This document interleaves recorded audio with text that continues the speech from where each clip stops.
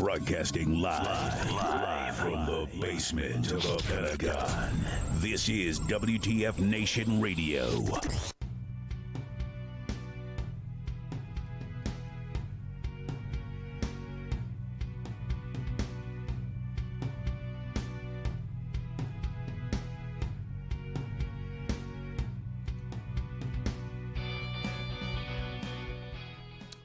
What is going on? Welcome, one and all. Today is April the 14th, 2020. This is episode 10 of Pop Culture Warrior, the show where I stay up to date on all the ins and outs of what's happening in pop culture so you don't have to. I am CQ, and I'm your pop culture chaperone on this wondrous Mr. Radar. Are you there, bud? I'm here, buddy. How are you? Oh, I'm so good. As always, it is a pleasure to hear your voice, because it means we are going to geek out hard. How you doing? I'm good, man. I'm good. How was? Are you still in quarantine? You got the quarantine beard going. Yeah, man. I'm still. Yeah. If the beard is there, that means the quarantine is real. So yeah. Actually, in the winter I grow out the beard, but no. Yeah. You know. Quit. We're done with winter. Well, apparently we're still hibernating. So you know, it's one of those things. Yeah, no, you know, we're still locked up tight. We're still under lock and key, but you know, it's.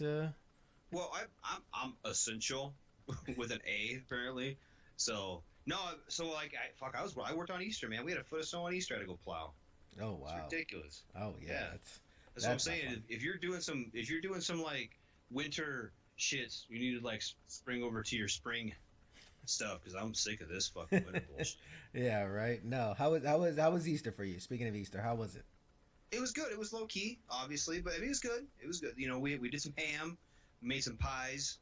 It's kind of cool, man. We've been doing everything from like scratch and all that. It's been fun. It's been real fun, and my wife's a hell of a cook and baker and all of the things. So it's been awesome. Then she bakes me like all these pies and is like, hey, we should lose some weight. Like, good. Right. Isn't that always the case? Lose some weight.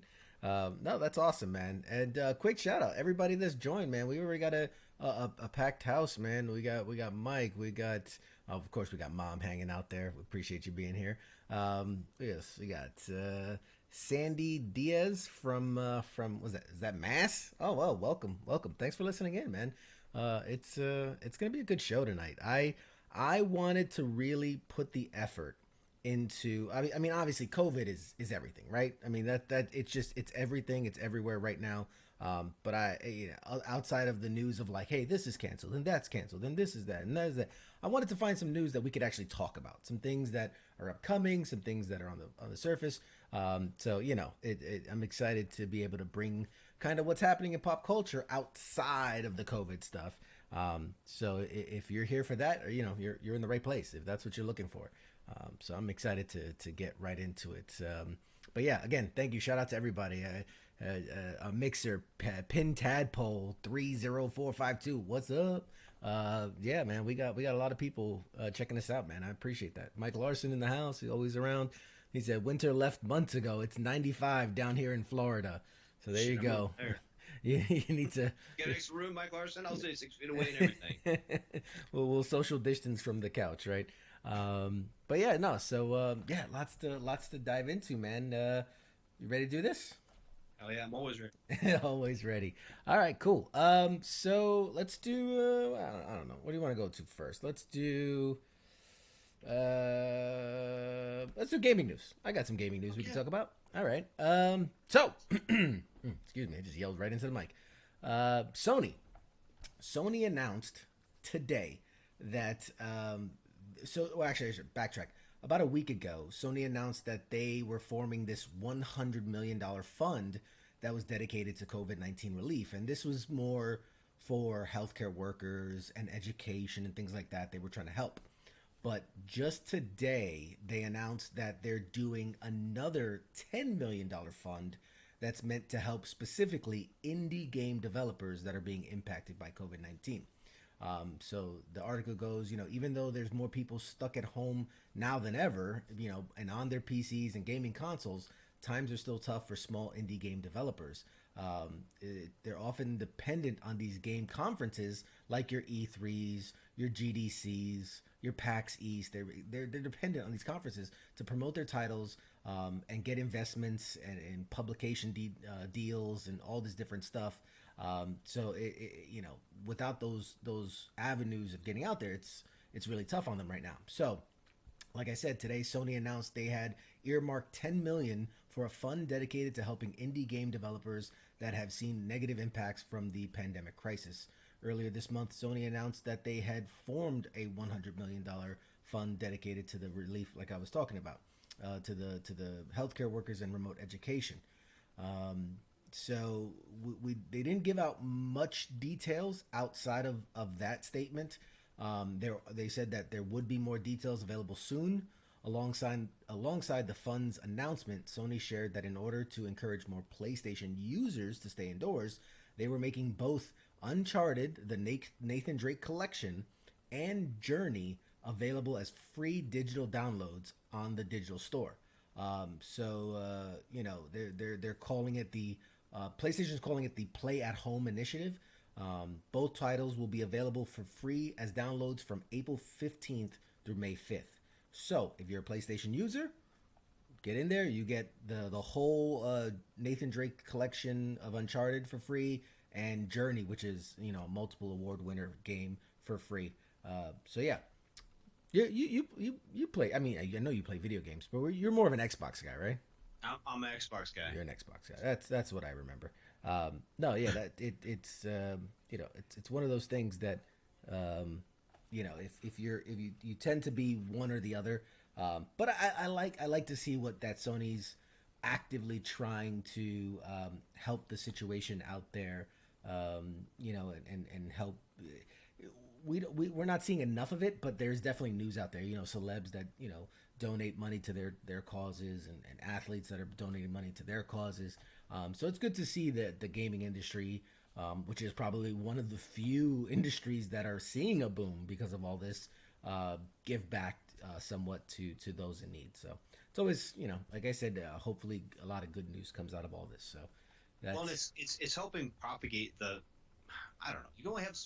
You can only have so many game developers, right? So you got these little guys who are trying to do, and look at like PUBG came from that. Yeah. All this battle royale stuff was an indie game, basically. Yeah, born out of PUBG. And it blew up, and so there, hopefully more cool innovation can come from these small developers that aren't trying to, I don't know, make the next Call of Duty. You Right, know what right, I mean? yeah. So it's really cool. I'm really happy. I'm kind of excited to see what comes of that. Yeah. Yeah, it'll be great. It's not a rehash of the same old shit, so that's what makes it exciting. Yeah, no, you got to figure indie.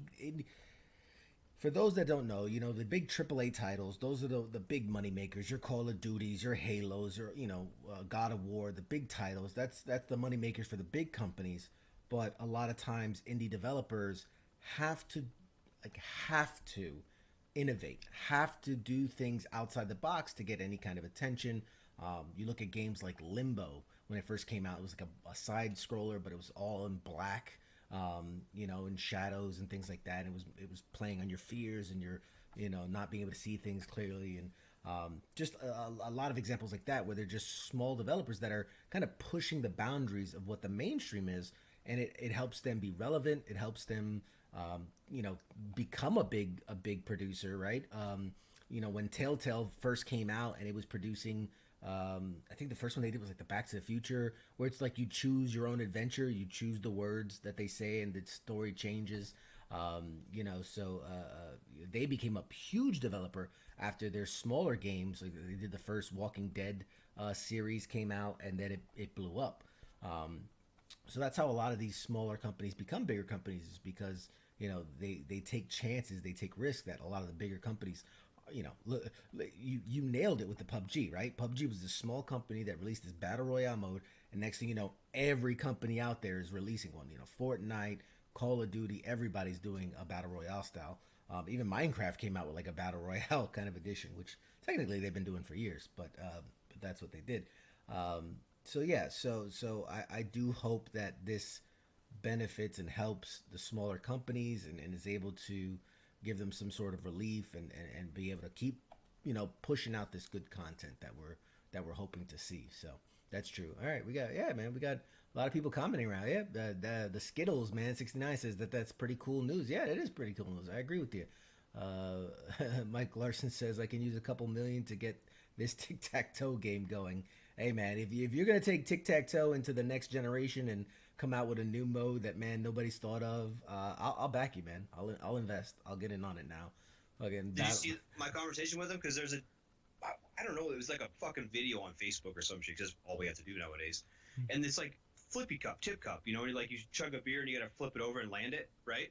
Mm-hmm. And on the bottom of the cup, they had like X's and O's, and you could like place it to play tic-tac-toe. Like, so you had to like chug a beer, flip the cup, and then if you landed the cup, when you landed the cup, you could place it.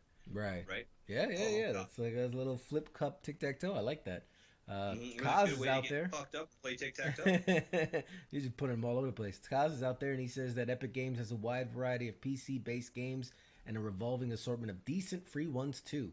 There you go, man. Epic Games, check them out. Get out there and utilize this. I know Microsoft, Xbox, they put out 2 to 4 free games every month, and I know they're putting discounts on a lot of their games, trying to encourage people to stay home and play. So that's really cool news.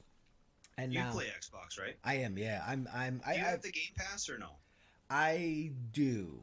I kind of do.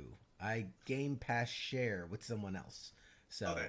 I kind of do. I have access to it. Yes. But there's been some pretty cool titles coming up on there lately too. Yeah, oh, absolutely. Right now, I'm all over Subnautica. It's a phenomenal game. Phenomenal game. If you want the absolute opposite of a Call of Duty, Subnautica is the way to go. It's basically a futuristic underwater version of like Minecraft. The idea that you just spawn in the middle of this ocean. Because your craft crashed there, and so you're in a little lifeboat, and you just have to scavenge for resources. You have to scavenge for food, scavenge to get clean water, supplies, and little by little you build by gathering these materials. You start to build out a base, and you can build out crafts and build out weapons and build out all this stuff, and then there's kind of unlike Minecraft, there's kind of a story evolving around you, because you'll start to get distress signals from other potential survivors, and you'll start to get like there'll be rescue attempts and different things. So it's hella fun. It's, for me, it's addicting. You start playing and you're like, oh my god, it's 2 hours later, 3 hours later, and it didn't feel like it. So it's pretty cool game. Highly recommend. If you got Game Pass, it's there for free, and if you don't have Game Pass, you should still check it out. It's a phenomenal game. And they've got the Untitled Goose Game. That's right, they do have the Untitled Goose Game. That's fucking fun. That's ridiculous, a mindless fun one. I think they also have, what was the goat simulator? I think is on there too. I've got that one as well. So yeah, there's a bunch of titles right now that I've been messing around with. Guacamelee 2. I was a big fan of the original Guacamelee. It's like a Mexicani luchador side scroller beat 'em up kind of game. It's a lot of fun. So that's another one. And what they've been doing too, like I said, I play World of Tanks a lot, and through Game Pass now, what they're doing too is for some of these games, they're giving you like bonus content, right? So like I got like 3 free tanks and like a week of premium time on World of Tanks just for having Game Pass. Right. And I noticed a couple other offers that they're doing for that as well to kind of, I don't know if it's keep people in or keep people playing games or what it is exactly, but. Yeah, that's there's exactly some good things is. That are kind of coming from this in that aspect, and I don't know if it's going to keep up. No, after the Holocaust is over, but absolutely right. No, Mike Larson said Witcher 3 is on there, State of Decay, right. 1 and 2. There's State of Decay 2 on there as well, isn't it? Juggernaut Edition. It's good stuff.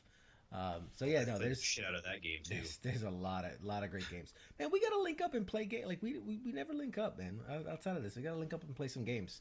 Fuck yeah. That'd be fun. If they ever do like a Subnautica 2, like they've got to make it multiplayer, like the way Minecraft is, where you can build bases in each other's world and stuff like that.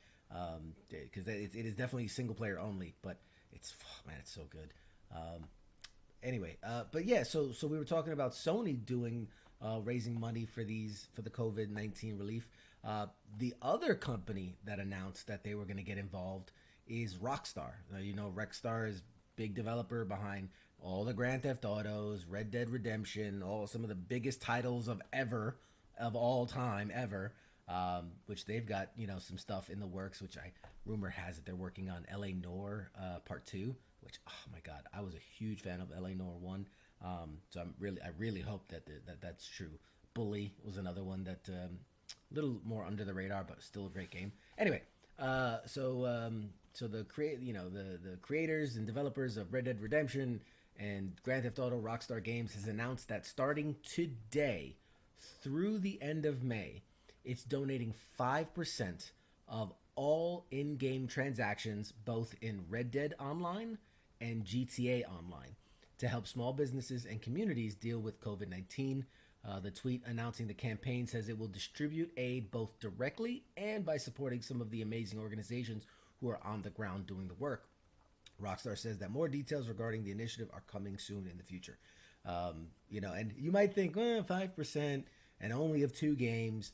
But you're talking about 2 of like the biggest games out there that aren't really, Call of Duty or sports game. I mean, these are 2 of the biggest sandbox games in the world right now. And from what I've heard, I mean, I'm not a guy that spends like a lot of in-game money or real world money in game.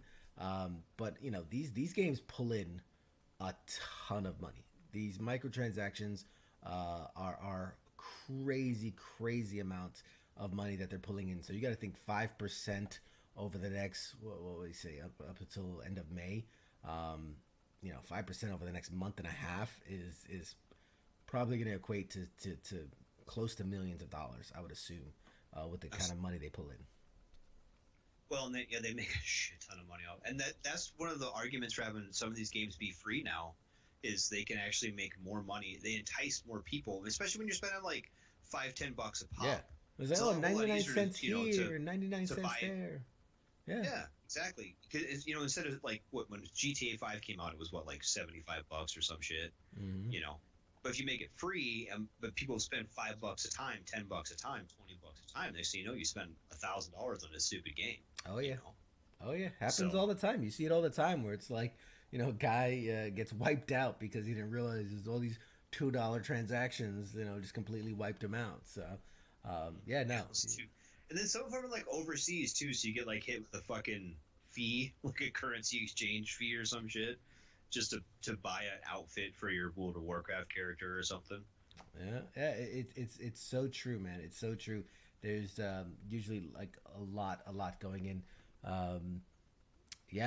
Larson says, Dead by Daylight cost $20, and now they have a lot of microtransactions for the outfits. That's true. That's a big game that I play too.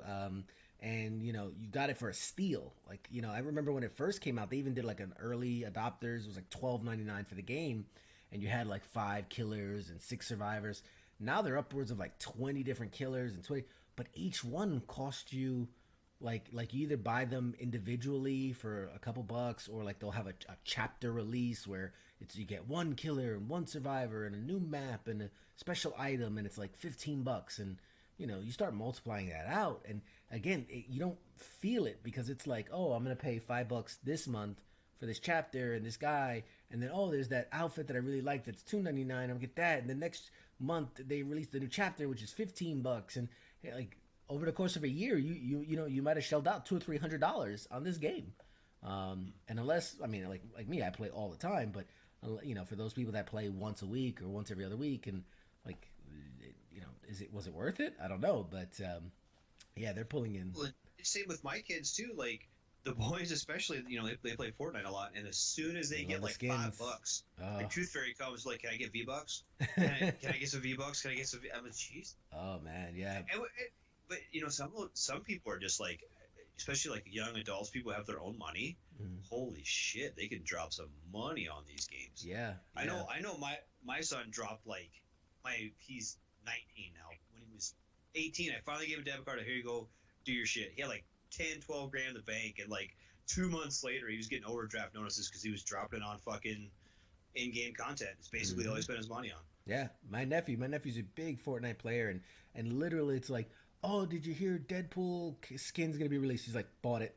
Oh, did you hear John Wick's gonna be bought it? Oh, did you know Star Wars bought it? Like it's just like Jesus, man. They're just raking in hand over fist on these kids, Yeah, and young adults. between the kids and the parents, but you turn around and like I know like some of the Star Wars stuff, like they got the Star Wars pack have like a lightsaber in it. They're kicking ass with it, and all of a sudden they can't have it anymore. Mm-hmm. Like the kids spent like $10 on this game pack, and now they can't play it again. Like that's dumb. Yeah, I get kind of mad at Fortnite for that shit. No, whatever. it's true. It's true. What was that? I won't say who, but I know someone in my family who is like living with someone else and can't really get off on his own, and literally just got a job, and we were talking, and he's like, oh man, I'm so hyped to get this job. I said, man, first paycheck, I'm going out and buying that new VR headset. And I'm like, bro, like, weren't you just saying like you wanted to move out and like do your own thing, but now you're like, your first paycheck you're gonna put it to VR equipment? I'm like dude, come on, man, like what are you doing? Get out, like but hey, I can't. I mean, I'm a gamer, so I can't argue. But I try to make sure I pay my bills first, and then then spend. All these toys I buy up in the background. I buy them piecemeal, one at a time. But that's with the extra dough. That's not with like the electric bill money, Yeah, no shit. Your lights are still on. You're not looking at your shit in the dark. I tell you. But yeah, no, that's those microtransactions. But. All right, so in a final bit of gaming news that we have for today, and this one I know a couple people are really excited for is I don't know did you ever play the Saints Row franchise? Have you ever tried? A little bit. Not a whole lot. I didn't get into it. Yeah. No, that's so Saints Row 1 and 2 were phenomenal games and were really the only challengers to like the Grand Theft Auto franchise. Like they're the only ones even close to on the same block. I think they realized that they couldn't compare to Grand Theft Auto, so what they did was went like to the uber extreme. So like starting at like Saints Row 3, they just aliens and beating each other with giant dildos, and like they went just crazy to the extreme. The main character becomes the president and was running around kicking people, and so like they're like, okay, we can't beat the realism that Grand Theft Auto brings, but we can go like over the top, crazy cartoon style. It's like the difference between like PUBG and Fortnite, right? Like that was kind of like the comparison between Grand Theft Auto and Saints Row. So they went to Saints Row 3 and did Saints Row 4 and Saints Row Goes to Hell and like all these other crazy games. So on the official Saints Row Twitter account, they have reaffirmed that Saints Row 5, pending title, is in development currently. The assertion comes on the new Saints. So there was an announcement a while back that they were going to remaster Saints Row 3, which honestly, in my opinion, Saints Row 2 was like the pinnacle of Saints Row. Saints Row 3 is when it started to get a little crazy. So I wasn't that excited about the announcement of a remaster give me a remaster of Saints Row 2. I might actually purchase that and play it on, next gen consoles. But anyway, they're remastering Saints Row 3, which is coming to PS4, Xbox One, and PC. During that announcement, THQ Nordic and Volition got a little bit of blowback for the announcement of the remaster rather than a new game. That being said, responding to that, they said that they are working on a part 5. They are working on a new one, and that the remaster is being handled by a different developer, while the new Saints Row is being made by the core team. So the Twitter account said a new Saints Row game is in development from Volition. The Saints Row the Third remaster is being done by Spearsoft. Unfortunately, the Twitter account didn't divulge any further details, but THQ Nordic did note last year the game will be revealed in 2020. Of course, this announcement could be disrupted by the whole pandemic. However, if it isn't, the new Saints Row game should be revealed sooner rather than later. I can't imagine where they're going to take that franchise. It's very much to me like Fast and the Furious, where each one gets more and more ludicrous and insane and ridiculous in its exploits than the previous one. So like I said, I think it was in Saints Row the Fourth they literally at one point go to hell and like fight demons and stuff. And then there's another one where they get abducted by aliens and put in like a Matrix simulation kind of a thing. So they all get like superpowers, and it's insanity. It's insanity. I swear these guys just drop acid and they're like, all right, what's a good idea for the next one? And you know, high as fuck. Like, oh, do this. I can't imagine how else do you come up with this stuff. So yeah, so what they're gonna do for part 5, I don't know. They're gonna invade other planets. I don't know. I don't know. I can't imagine, but I'm fascinated to find out for sure. I'm fascinated to find this out. Kaz, hey, what's up, man? He says, is there a new Leisure Suit Larry in the Land of Lounge Lizards coming out? I hope so.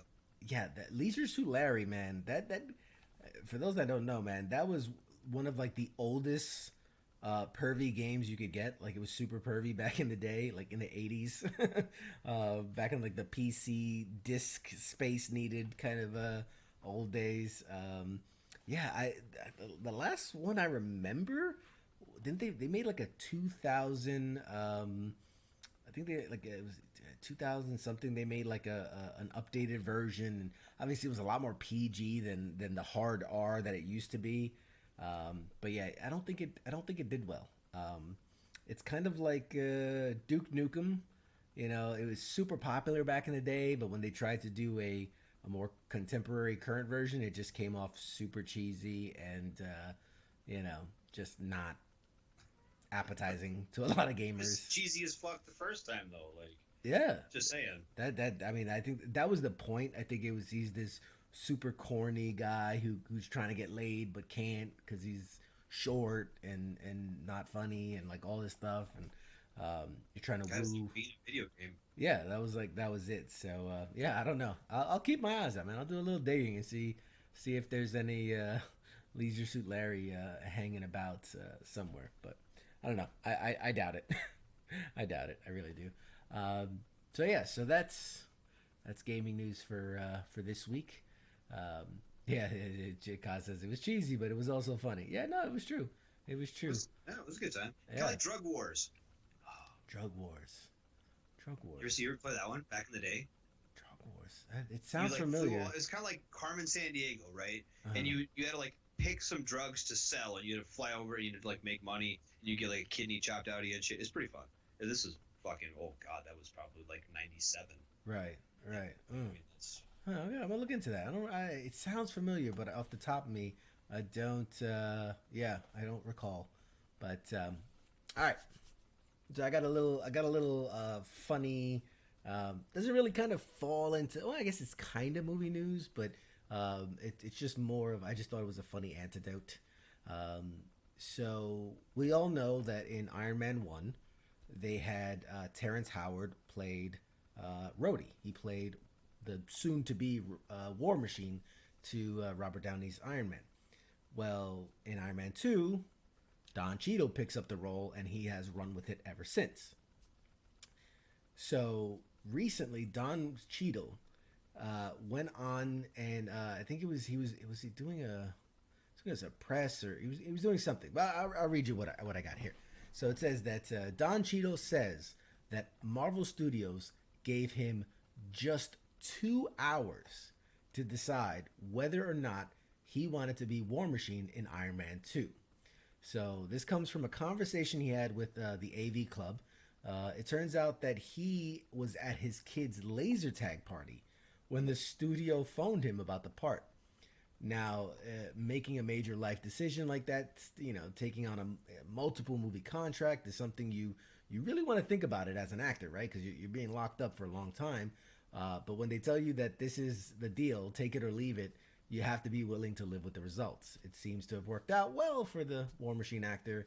So he's quoted as saying, he said, "I was actually at my kid's birthday party. It was a laser tag party, and I got a call from my agent. They say, hey, I want to connect you with these Marvel guys. They want to talk to you, but they want to offer you the part." He says, "I don't know who was on the phone, but it wasn't Kevin Feige, but it was somebody." He says, they said, "Hey, this is the role. We want you to do this. It's a 6-picture deal. So, he's like, oh, what? Oh, okay. He's like, in my head, I'm trying to do the math because, a six picture deal is like 11 or 12 years. So he wasn't really sure. He goes, well, we need to know because if you're not saying yes, then we're going to move on to the next person. So we're giving you an hour to decide. And he goes, an hour to decide 12 years and a role that with, there's parts that he doesn't even know, like, they didn't give no specifics other than we want you to play War Machine for six pictures. He says in movies that are coming, I don't know what to think. He said he told them I'm at my kid's laser tag party right now, so they go, oh, okay, don't worry about it. Take 2 hours instead. So so he goes back inside. He's still playing laser tag. He's still running around, and he gets a hold of his wife, and he's like, should I take this? Should I pass on this? Is this something I should do? She told him that, well, yeah, I guess so. All things being equal, this is that kind of a thing. You've never done anything like this before. It's big special effects, tentpole movies, 4-quadrant movies. Do you want to do something like this? And he says that he kind of does. He wants to. He's interested in it. So she says, hey man, take it. Let's do it. Let's go. So from that on, he was War Machine. So more of the story, sometimes it's important to trust your gut, even when there's a bunch of kids screaming around playing laser tag around you. So I just, it got me thinking, like, what do you do? What do you do if now, obviously, let's say that, you're going to make a ton of money, right? Me and you, if they call and said, hey, we want you to play, shitface for the next 6 movies, and we're gonna pay you millions of dollars. I think we're both on the same page. We'd say yes, of course. I don't care. But if now put yourself though in, you are an actor, you are doing work, you do have opportunities out there. Knowing that you can be pigeonholed as the comic book guy or the, do you think it was the right move for someone of his caliber, who was already a pretty respected actor, to step in and become a superhero and lock into, he's still playing War Machine. So, it's been 10, 15 years since his first role. So, do you think he made the right choice? I think he did, because let's be honest, like, he was an actor before, but he wasn't like an A-list actor before. Right? He's wasn't a Brad Pitt or a, sure. He's good. I like his acting. I like the stuff he's in. Yeah, but he's done stuff. Yeah. I mean, it gotta be, because by Iron Man 2, the franchise had taken off. Mm-hmm. It was a moneymaker. You knew you're signing on to something that was going to make money. You're not signing on to a sinking ship. Yeah. Yeah. I think it's a no-brainer for just about anybody, honestly. I mean, and then there's the X factor of you're stepping in to replace someone else. Like, I think as an actor, that's got to be, like, that's got to cause you to pause. That would be the drawback, I think, but God. Because what happens if nobody likes your portrayal of that character? What happens when, like, oh, we loved the first guy and we're not happy that he got replaced or whatever. Like, that very well could happen. So but he signed a contract, right? Like, oh yeah, I'll walk my fat ass to the bank, like me or not. I don't give a shit. Well, and what it is they lock him in for a 6-picture deal. But I guarantee you, if Iron Man 2 comes out and it's a dud, and most people think it's because of him, they're like, look, we had you locked in for 6. Didn't mean we actually had to use you for 6. Goodbye. We pay you for the 1 that you did, and goodbye. You're released. I'm pretty sure they have that as a clause where, like, if we deem that, for whatever reason you're out, because. Or they just say you're going to be in the picture. You might be the fucking dude delivering coffee to an extra in the background or some shit. That's absolutely true. It's like you're in the, you were craft services. You're technically in the movie, right? You're in the credits under craft services, but you're not going to be a main part of it. You say, hey, you got Heath Barlow, man. Hey, man, what's going on, bud? Thanks for joining. But Don Cheadle's a likable guy. He's a good actor. He's a solid personality. I mean, it'd be hard, I think, to not like him in that role. Yeah, I think Marvel is really smart and realizes, and I think we've talked about this many times, but they're putting legitimate actors. And it's not necessarily like you need a Brad Pitt, somebody who's got name, but just people that have been in pictures, that have experience, that this is not their first gig, and they're using those people to really, flesh out and give life to these big roles, to these big characters. Like, it's fine if it's a side character or someone who's going to be developed, and so you want to go, less known and things like that's fine, sure. But when you're casting main characters, like, I'm happy that Pepper Potts, they could have easily went with some no name lady actress, but they get Gwyneth Paltrow, somebody who's got some acting chops and some backbone to her in her resume. So it's good that they're adding these these people that have a pedigree, that have some back to them. Benedict Cumberbatch for Doctor Strange. Like that's a name. That's a person that's got some acting chops and accolades to them to play. Because I don't know. You want to see what somebody. Imagine it's their first movie, and they're like, okay, yeah, you're gonna lead this 6-picture franchise that will meet up with all these other franchises. Here's your first day ever acting. Go. Like, that's that's not how you're gonna build the house there. It's not the foundation you want. But yeah, and like I said, Don Cheadle's solid. How could you imagine that though? Just getting a life-changing phone call and have like at your kid's birthday party. Yeah, like that. I mean, that's rich. ridiculous. I mean, you're gonna be working forever, and you're gonna be rich by the end of it. I mean, let's just.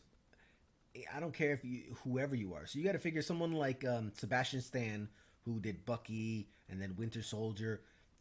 He's been in a bunch of these movies now, and he has been kind of a B character. He was not a tentpole guy. Maybe Winter Soldier, he kind of, but that was a Steve Rogers Captain America movie.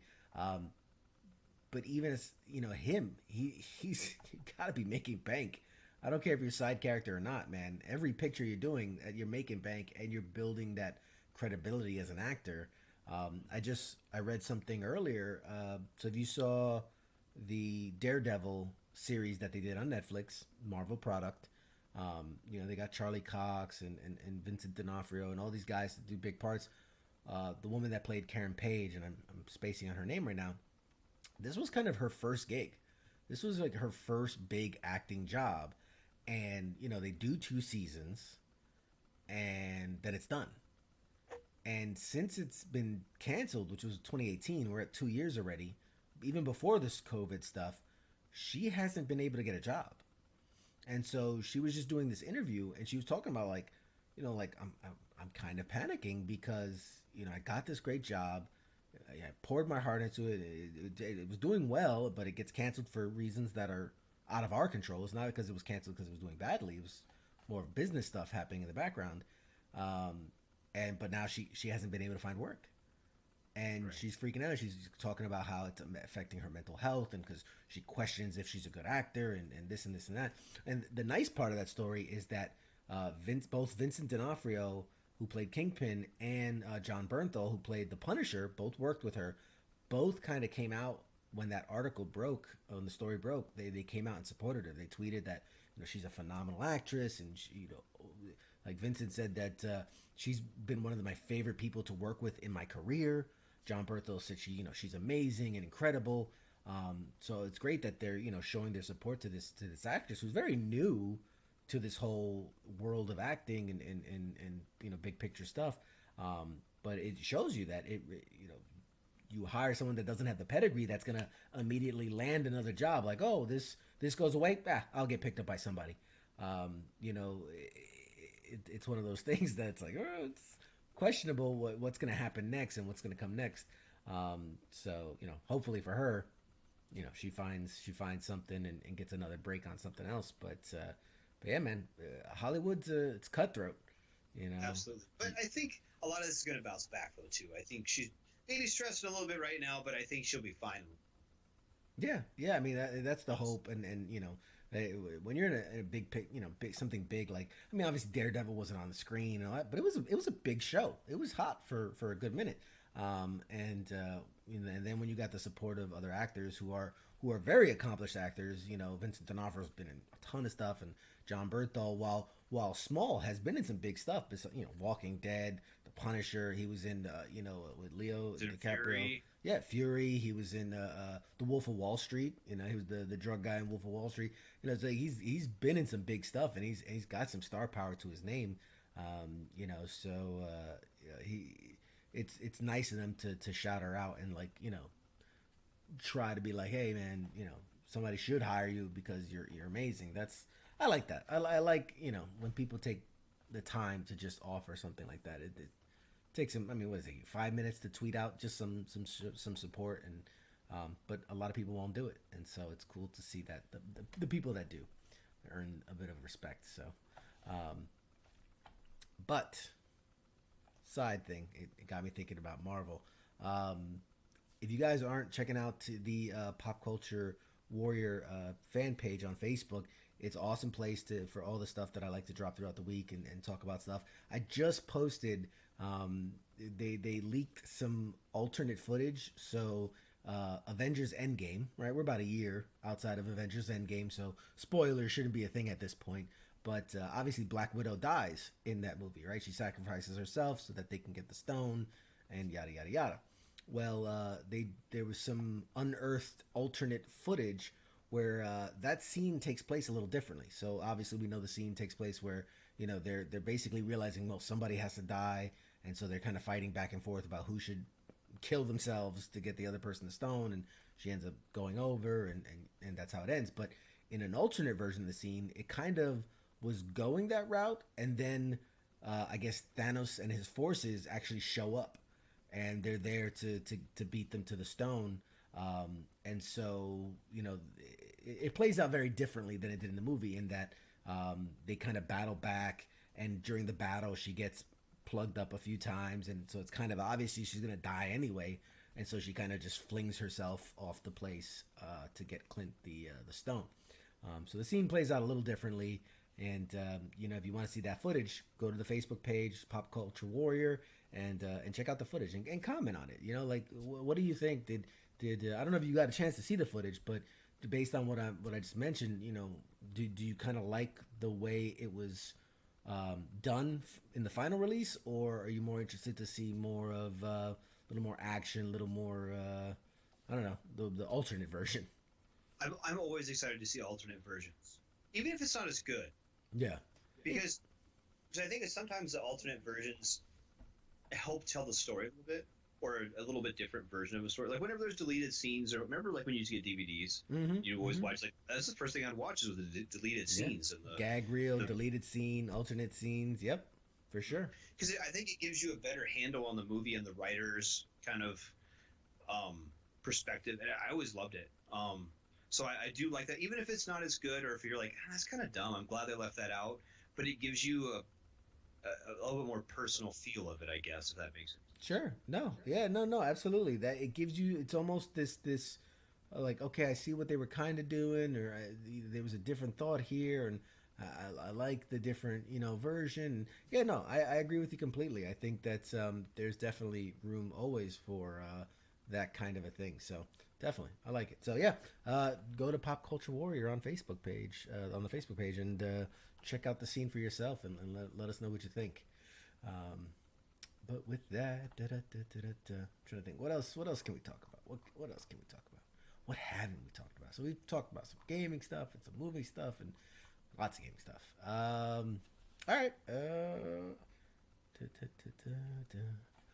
TV news. So I'm obviously, and I mentioned this before, and actually you can see it just above my head right there. I'm a big Rick and Morty fan. Love the show. And actually a lot of the stuff they do, because they've put out a lot of other stuff besides Rick and Morty, and alternate comic book stuff and some game stuff. Justin Roiland and Harmon are just incredibly smart, talented, you know, funny people. So I like their stuff. But I bring up Rick and Morty because we know that there was a huge delay between seasons 3 and 4, and then finally when season 4 did release, they only did it was 4 or 5 of the episodes, and then they went on break. And we've been on break for a couple months now. It's disheartening because I think the last episode was, I want to say it was like mid-December was the last episode, which was technically the middle of the season. They broke up season 4 into like a season 4A and a season 4B.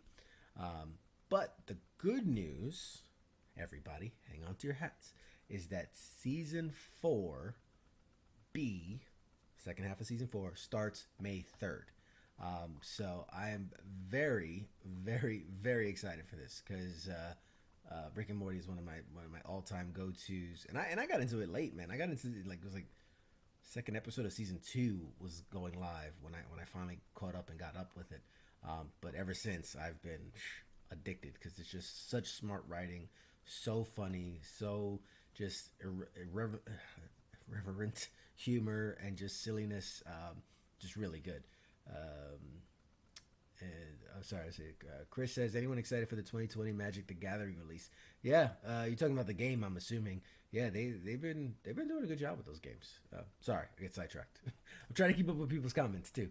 But yeah, so for those that were been super bummed out about the long wait times, in case you haven't been aware, they got greenlit for season 1. And then they got picked up for another 2 seasons, so that took them through season 3. And then they got picked up for another season. And they, when you're doing animation, and especially really smart, like really well thought out, really plot well animation, it takes time. So when they were getting kind of piecemeal greenlit for seasons, that's what was causing the delay, because they're not going to work on a show that hasn't been greenlit. So there'd be months, then they got greenlit, then they start working, and then it's this show is different than something like, let's say, The Simpsons, because even though each episode is individual, there's a lot of through lines. There's a lot of time that they put to, like, if a crack in the foundation is made in episode 3, then in episode 6 that crack should still be there. Or usually there'd be like a crappy patch up job that somebody must have did off camera, but you could still kind of see it. Things like that just. It's not important to the story, but it just adds to a level of realism that lets you know, like, oh, this is a living world that lasts beyond what I'm seeing. So they put a lot of time and effort into it. So before season 4 started, the good news is they got picked up for 10 seasons.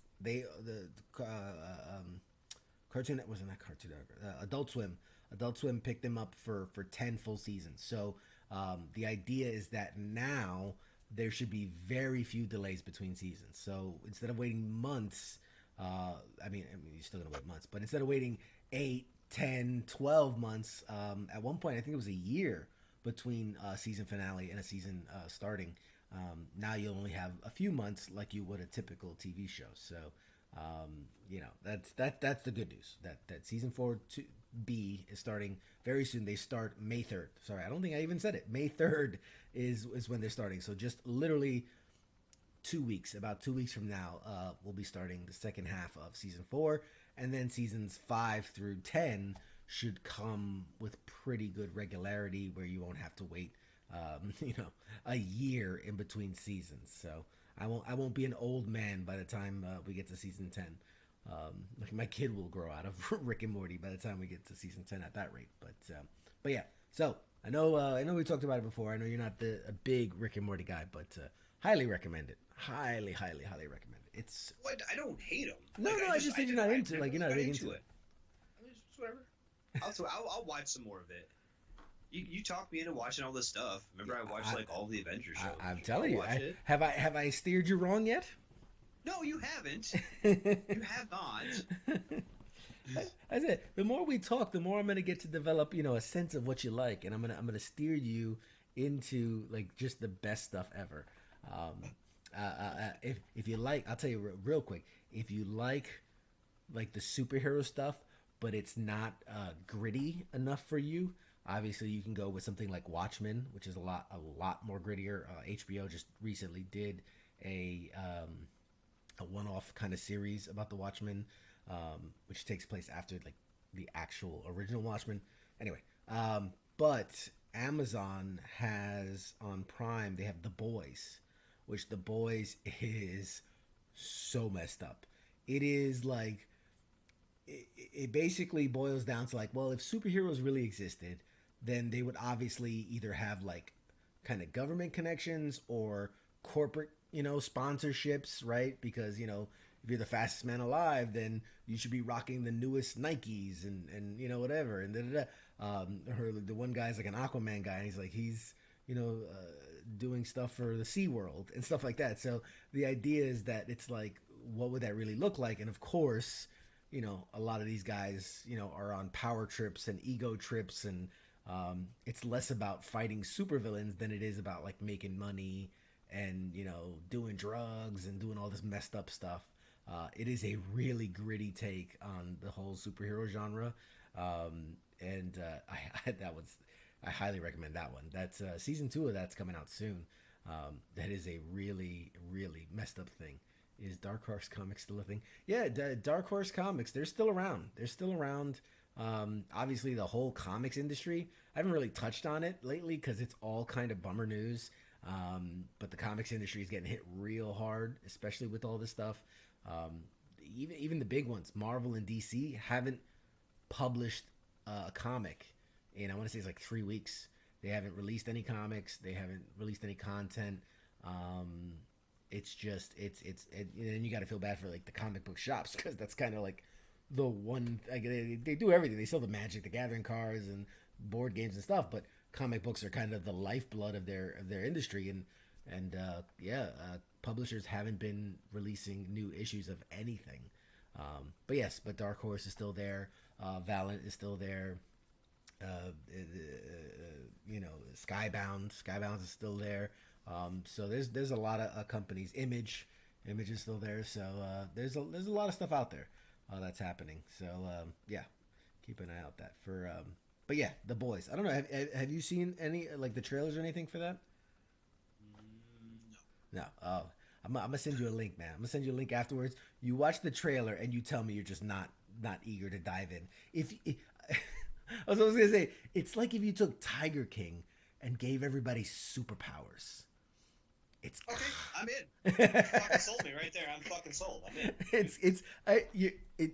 Follow me, for those of you that out there, man. Tell me if I'm way off base, but The Boys is to the superhero genre what Tiger King was to like animal documentaries. Maybe I'm way off base, but I think so. I think it's a valid point. I challenge you guys to call me out if I'm way off base. But sorry, Chris says not weekly D&D meetup groups is driving me. Yeah, for people that do the weekly Dungeons and Dragons, all that stuff. That's hitting people hard, man. That's hitting people hard. I've said it before that my life is kind of this quarantine has been like catered to my life. Because I love to just stay at home. I love to be on my computer. I love to play video games. So the only place it's really hit me is I am a part of a softball league, and that we play twice a season, or 2 seasons every year, spring and fall. And so that's we should be like right in the thick of the fall season, that's where it's hit me the hardest. Is I can't go out and play softball, but everything else I'm super cool with. But yeah, for those that do the D&D, that's a great point, Chris. For those that do the D&D and things like that, I used to host game nights. Me and the fellas, get together and play board games and card games and just kind of, just do time and hang out. And we haven't been able to do that in a while, which is kind of a bummer. So that's the other thing that's hit me. But anyway, on to better. They've been doing what game is my son played the You're so close. Magic the Gathering. Yeah. Mm-hmm. He's been playing that like with his friends. They have play on the computer and shit. Like they have the camera set up for the cards, whatever. I don't know. So they're playing with the actual cards, but via like web conferencing. Yep. Oh wow! Because I said they do. Magic the Gathering does have console games, and they do have PC versions. So, and I'm sure people can still play that way. But if you are a collector of the cards, and actually I can't see it, but in the background I have a deck of cards over there, Magic the Gathering. But for those that like to get together and hold the cards and play with the cards, I can imagine this is a tough time for everybody. Well, he's in the game club at the local high school. They have an actual game club. Oh, kids are so lucky today. Kids are so lucky. I never had that shit when we were kids. It's like play football, you don't do nothing. Yeah. But anyway. No, it's really cool. But all of his buddies, they get together on. I'm not sure exactly what they get together on, but they play together and they set the camera up. He was borrowing my camera so he could set it up over his shit. And I'm like, all right, cool, man, whatever. Yeah. He's like, I gotta play this. He's like, now they're playing like other. They're supposed to play other schools in the area, these tournaments, and now they're actually doing them all virtually because like everything's canceled. Yeah. You can't do anything. So yeah. It's cool how they're adapting to this environment. Yeah, no, I agree completely. I agree completely. I think that really seeing, teachers and administrators and these things kind of step up and change how we're doing things, it's been incredible. It's challenging. I'm sure it's exhausting for a lot of people, but it's been cool to see people, step up and really embrace change. I mean, I saw a meme earlier that was like, if this was 1997, like we'd be stuck on dial-up with Nokia phones that have like, you could have 100 texts in a month. Like kids today don't even understand that. The concept of like, we had minutes and we had only so many texts that you could send and receive in a month. How would this be done? What was that? So unless you want to pay out the ass for them. Well, yeah, obviously. It was another 10, 15 cents per text message. But yeah, like how would what we're doing today be done back then? Like it just couldn't. Like the world would just be at a standstill. I mean, people would be going crazy because at the very least you can go, well, I'm stuck in the house, but I've got videos on demand. I've got Facebook. I've got Twitter. I've got YouTube. I've got, iTunes and all this and, my DVD collection and you know what I mean? Like this is 1997. I guess people are just watching a bunch of VHS tapes, listening to their CD players, reading books, I guess, playing with the dinosaurs outside. I don't know. You had, what was that, Napster and shit? Yeah, like this would have really been tough. This would have been really tough.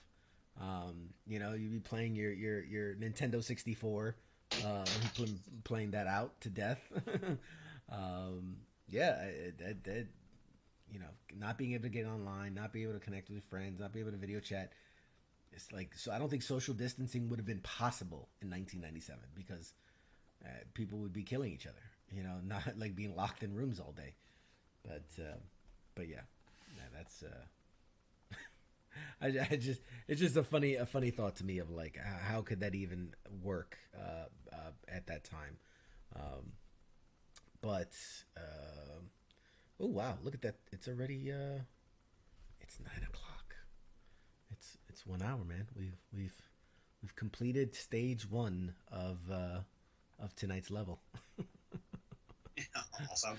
All right. Well, guys, we're going to take a short break, but a lot more coming up ahead. I've got first looks at a lot of shows. I've got a bunch of picks to show you and things we're going to cover. So definitely stay tuned to part 2 of the B-side of our episode tonight. We got a whole bunch to cover and very excited to share with it. And a very, very, very funny comedian will be showing a clip at the end of the show as we always do. And then special announcement for next week's episode that I'm very excited to share. So definitely stay tuned. We will be back in about 10 minutes or so. I think we'll be back. But all right, guys, we'll see you in a bit. Shots. You're listening to the sounds of WTF Nation Radio.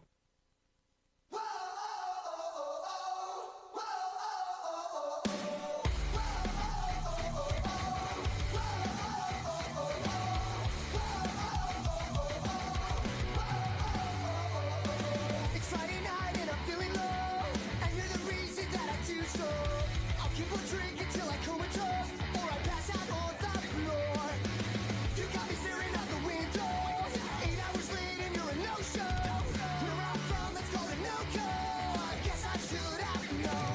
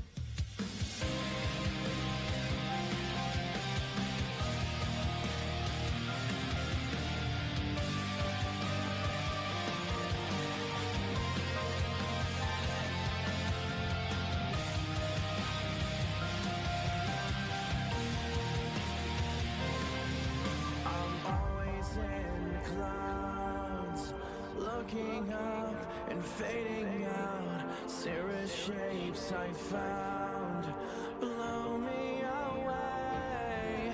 Van Allen right around, pushing through, skin is brown, nature has us trapped in fear, so I get lost in sound. I wonder if you'll ever know why I am the way I am.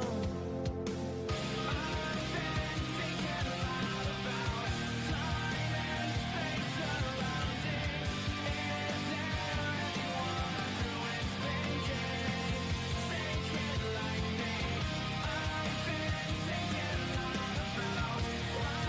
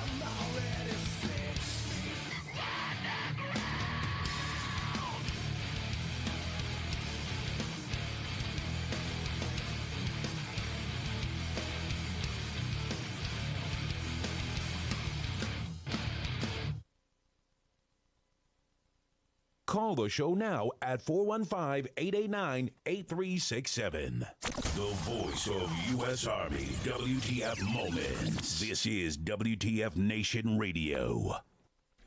What is going on, guys? We are back. We are back with the B-side of Pop Culture Warrior, right? We're on the back half, guys.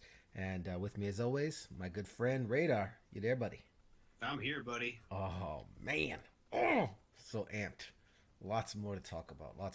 Thanks for hanging out, guys. And I know, big shout out to everybody that's hanging around. I see Dave's out there, Jenny's out there, Jose. I see all you guys, man. I appreciate y'all for stopping in and visiting us, checking us out. Leslie, thanks. Matt, thanks for checking us out. Appreciate all you guys, and drop your comments, drop your things, and give us a call. Don't forget, guys, we got the show number is right there, 415-889-8367. If you want to talk pop culture, you want to talk gaming, comics, movies, TV, what have you, anything in my background, and literally anything in my background, we can talk about it all. I'm ready to go. So, all right, you ready, bud? Absolutely. Let's do this. Let's get gay. All right, so we left off. We were talking about TV. We were just oh, by the way, crazy. Yeah, B-side. Kids these days would only know. That's true. Like they would know. Yeah, so we were talking about TV stuff. We were talking about Rick and Morty, and kind of on the topic of a space-themed show. Kind of a stretch, but follow me with you.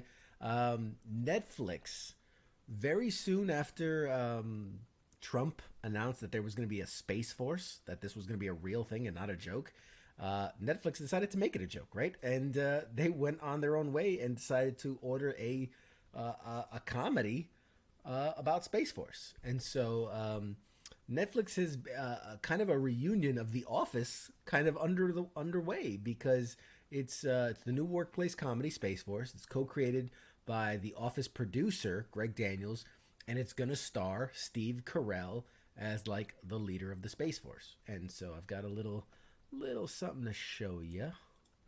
Check this out. Boop. We've got the first look at what this series is going to look like.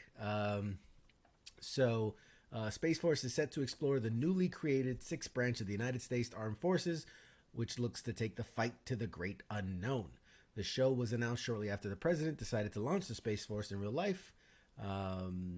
So now we have an official release date as well. Space Force will debut on Netflix. Ready for it? Drumroll, please. May 29th is the day that it will be released on Netflix.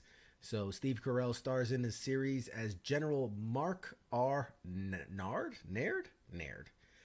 Mark R. Naird, who is tasked with leading the new branch of the military. The series will also star John Malkovich, Deanna Silvers, Tawny Newsome, Ben Schwartz, Lisa Kudrow, Jimmy Yang, Noah Emmerich, Alex Sparrow, and Don Lake. The official synopsis for Space Force reads as: a decorated pilot with dreams of running the Air Force, 4-star General Mark R. Naird is thrown for a loop when he finds himself tapped to lead the newly formed 6th branch of the United States Armed Forces, the Space Force. Skeptical but dedicated, Mark uproots his family and moves to a remote base in Colorado, where he and a colorful team of scientists and quote-unquote spacemen are tasked by the White House with getting American boots on the moon again and in a hurry, and achieving total space dominance. From co-creators Carell and Greg Daniels, Space Force is a new kind of workplace comedy where the stakes are sky high and the ambitions even higher. What do you think, Radar? I think it's got a lot of potential. I'm actually really excited about it. Right? This seems like, The Office meets Parks and Rec meets, I don't know, Vet Bros TV. I don't know. Some type of, a WTF moments, I guess, something like that. It just seems like it's going to be good. It seems like they got the right people involved at the right time. And yeah, I think I don't know. I mean, obviously, with all we have right now are these shots. But obviously, Steve Carell doing his best Carell grimace in the bottom right. Ben Schwartz, obviously, very, very funny. He was on Parks and Rec, and also the voice behind Sonic the Hedgehog in the latest movie. Getting someone like Lisa Kudrow, like they've got some real John Malkovich. I mean, who thought John Malkovich being in this? But there he is. So yeah, they've got some real star power there. I'm sure they got some phenomenal writers, and I mean, how could you not? This I mean, I remember when the Space Force was announced, that the amount of comedy that came out of that, just the announcement, the idea of this new branch of the military. I think it leads for so much potential with comedy. Now, I don't know how anybody out there who's really involved with the Space Force is going to feel about it.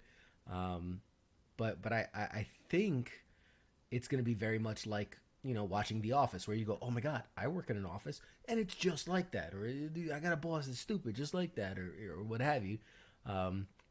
Maybe there's going to be some military members that find some real common ground and humor in seeing that stuff portrayed on Netflix. But yeah.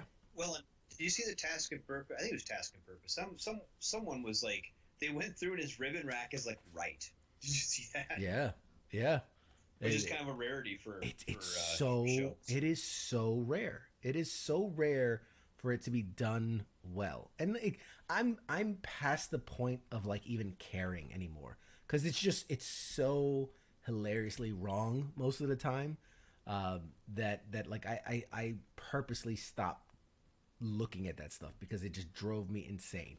Name tapes on the wrong side, and I don't know, the points of the stars for generals were in the wrong order, and it was always something. It was always something. The jargon was off.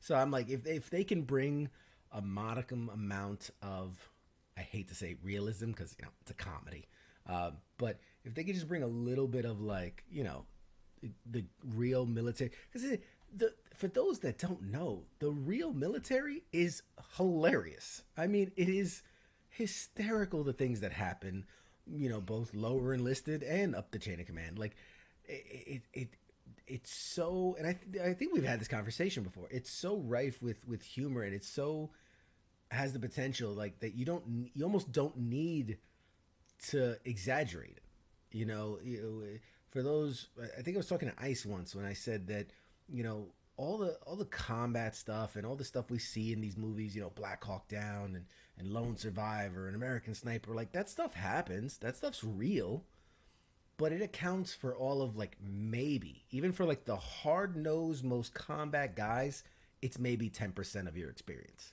maybe. Right. So let's see the other 90%.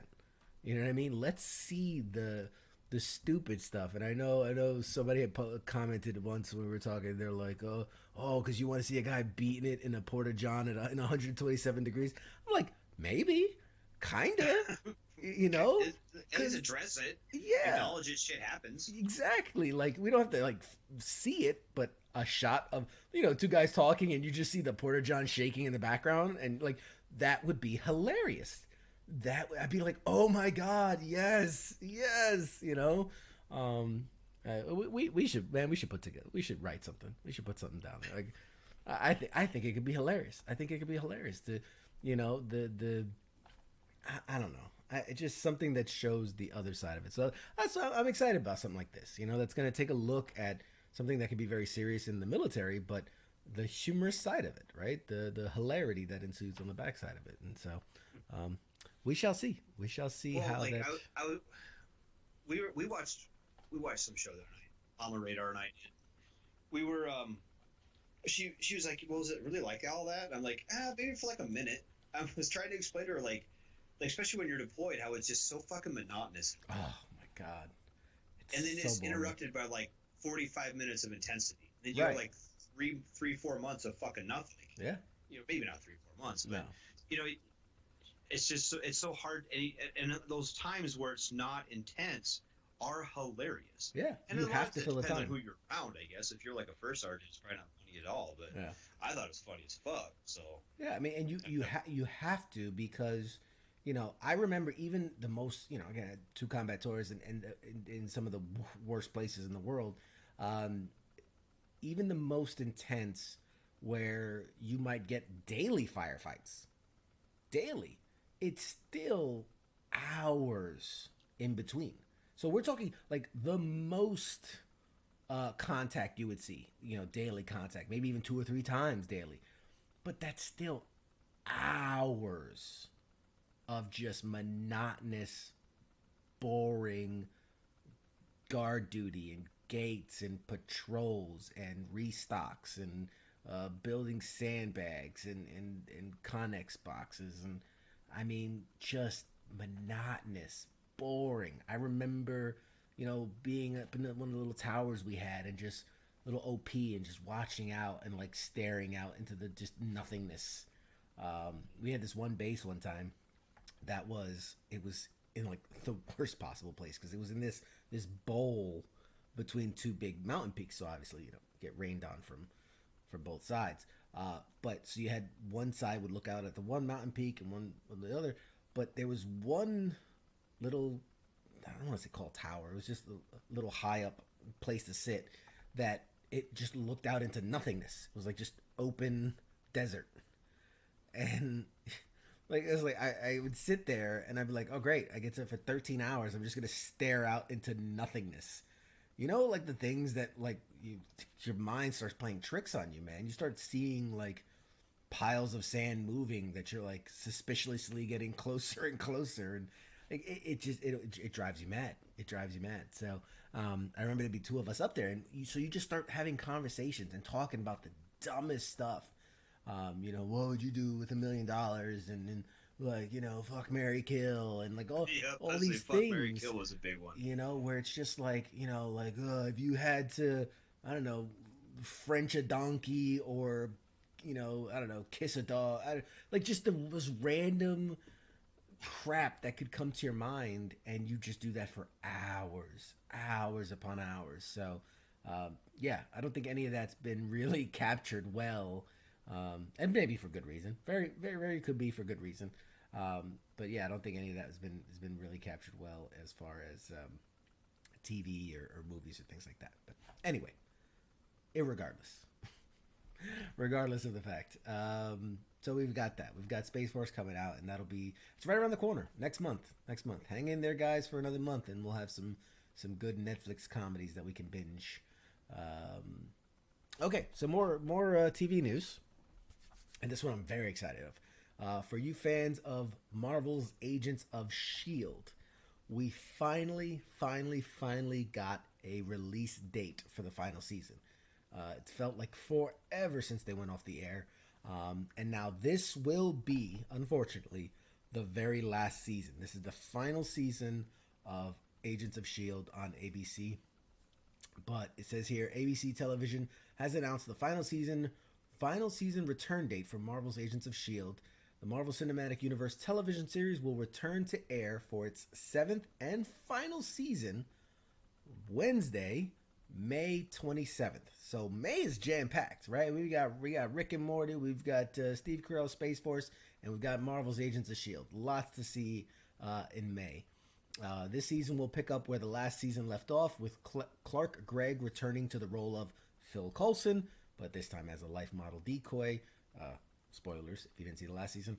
The entire Agents of S.H.I.E.L.D. team is taking the trip to the past, going into 1931. The team will have to figure out a new way to make it back home without breaking the time stream in the process, which is not an easy challenge. Anyway, the reason, besides mentioning the return date, is I got this. This is our first. It's not really a first sneak peek, because they showed some clips from behind the scenes, but we have this. So this is seasons 1 through 6 of Marvel's Agents of S.H.I.E.L.D. Every year they release a poster for the upcoming season. You probably recognize a lot of these because they're advertised everywhere. We haven't seen what season 7 was going to look like yet. Well, we are. I'm going to pull it up. I've got a very cool little sneak peek here. If I can find it, because I can't find it. Yeah, we're looking at what will be. Okay, so we've seen season 1, 2, 3, 4, 5, 6, and this is the final season poster for Agents of S.H.I.E.L.D. This is season 7, and as you can see, very reminiscent of S.H.I.E.L.D. logo, but with this one, this is old school S.H.I.E.L.D., and I think that's obviously to play off the fact that they are now in 1931, right? They're in the S.H.I.E.L.D. development days, so they're the current cast of S.H.I.E.L.D. going back and kind of, you know, maybe either interacting or even helping build the original S.H.I.E.L.D. Who knows? But this harkens back to the very old school S.H.I.E.L.D. versus the new looking version. So this is the final season poster for Agents of S.H.I.E.L.D. season 7. According to the ABC press release from ABC Studios and Marvel Television, Marvel's Agents of S.H.I.E.L.D. returns for its 7th and final season Wednesday, May 27th, 10 p.m. Eastern. Coulson and the Agents of S.H.I.E.L.D. are thrust backward in time and stranded in 1931 New York City, with the all-new Zephyr set to time jump at any moment. The team must hurry to find out exactly what happened.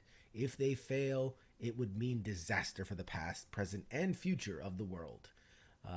So the one of the stars of the show, Daisy Johnson, Chloe Bennett, who plays Daisy Johnson, aka Quake, teased what to expect from the coming final season in a recent interview. She said, "I can say we are back in time. So the whole goal is to get back to where we belong.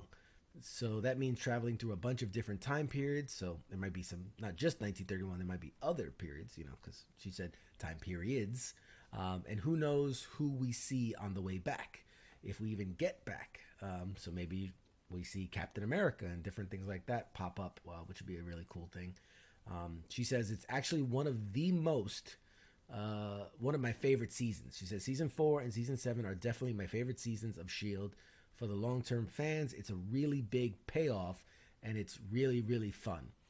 When you've done 6 seasons and that many hours of TV, it's pretty hard on the writers to think of what else do we do, and they did an absolutely phenomenal job. They killed it. Season 7 is really, really a fun one.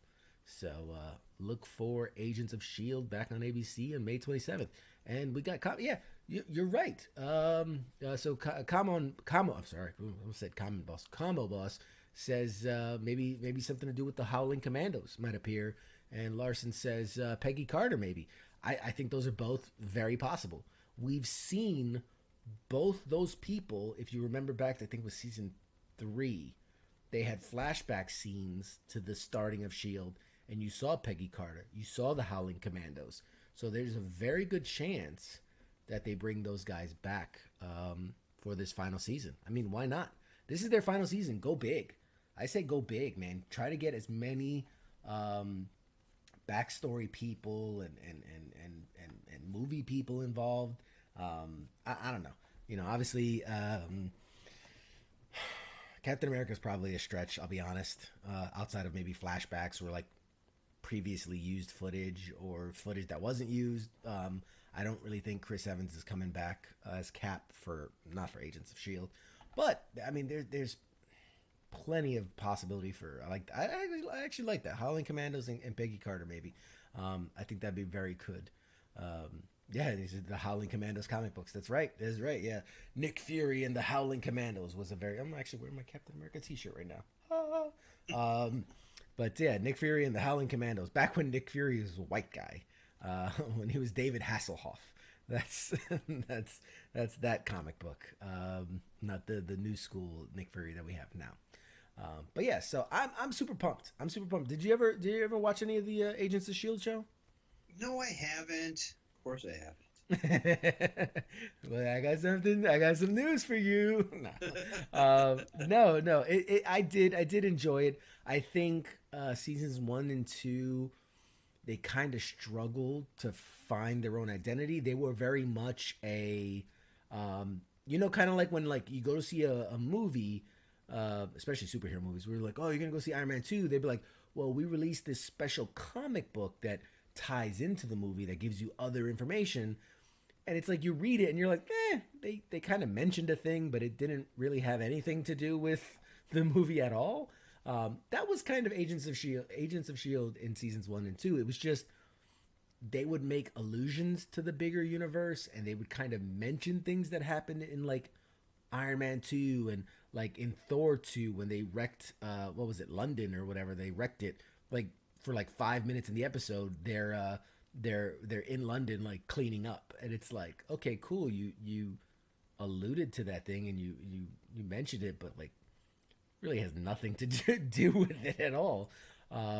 So they were kind of struggling to find their place, but really starting from seasons 3 and on, they really realized that they had an opportunity to not just play tag along or follow along of the Marvel movies, but to really stake their own claim and be their own thing and write stories that have nothing to do with what's happening in the Marvel universe, and really just focus on their characters and their kind of lore and their stuff.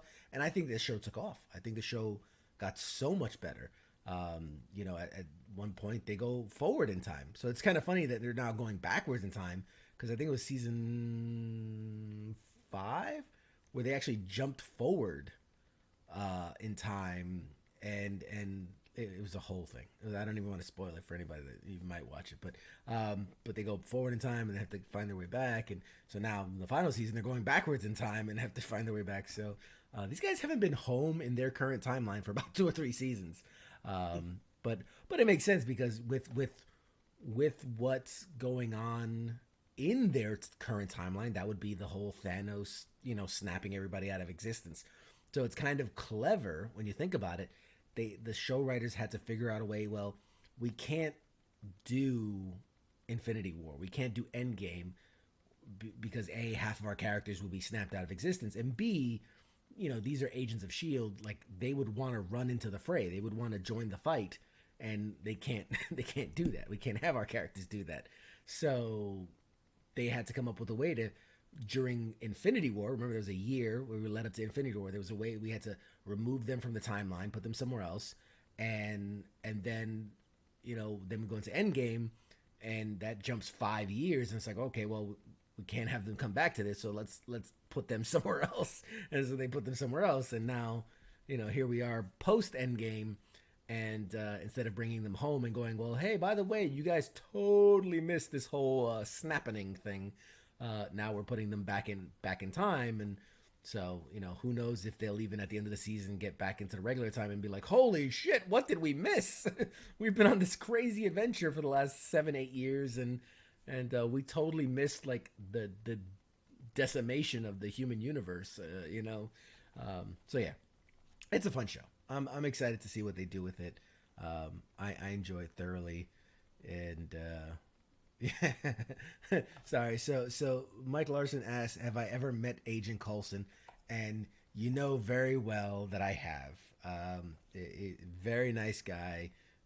He was at a signing I went to and took the time, and I'll post pictures about it later, you know. But no, he's a very nice guy. Clark Gregg, a very, very nice guy, very generous guy, and took the time to say hi and shook hands, signed me. I got a poster signed by him and all that. So it's very nice guy. Thank you for bringing that up.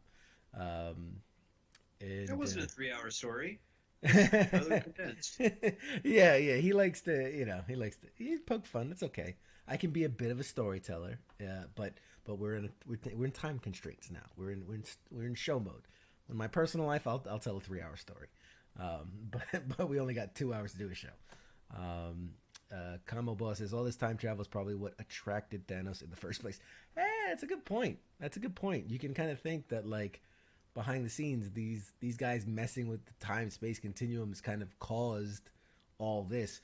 Because if you really want to play that game of like really read way too much into it, technically when the Agents of S.H.I.E.L.D. people jumped into the future, the Earth was destroyed, right? And it was decimated, and it wasn't decimated by Thanos. That was, at that time we were leading up to Avengers Infinity War, and so people were like, oh my God, like they're showing us what happens to Earth after Thanos was through with it, like he blew it up. But then throughout the season, you find out that this whole other thing had happened. It was this end of the world scenario, and so it had nothing to do with Thanos. So then it makes you wonder, well, like Thanos never even showed up, or did that happen after Thanos, or whatever? But whatever they did when they came back affected the future, which then I guess you could say they kind of caused Thanos happening, because when they just jumped ahead in time, it was actually the world was destroyed, not by Thanos. So messing around with the timeline and coming back, and now jumping back further, maybe they caused Thanos in a way to come and screw over the world. I don't know.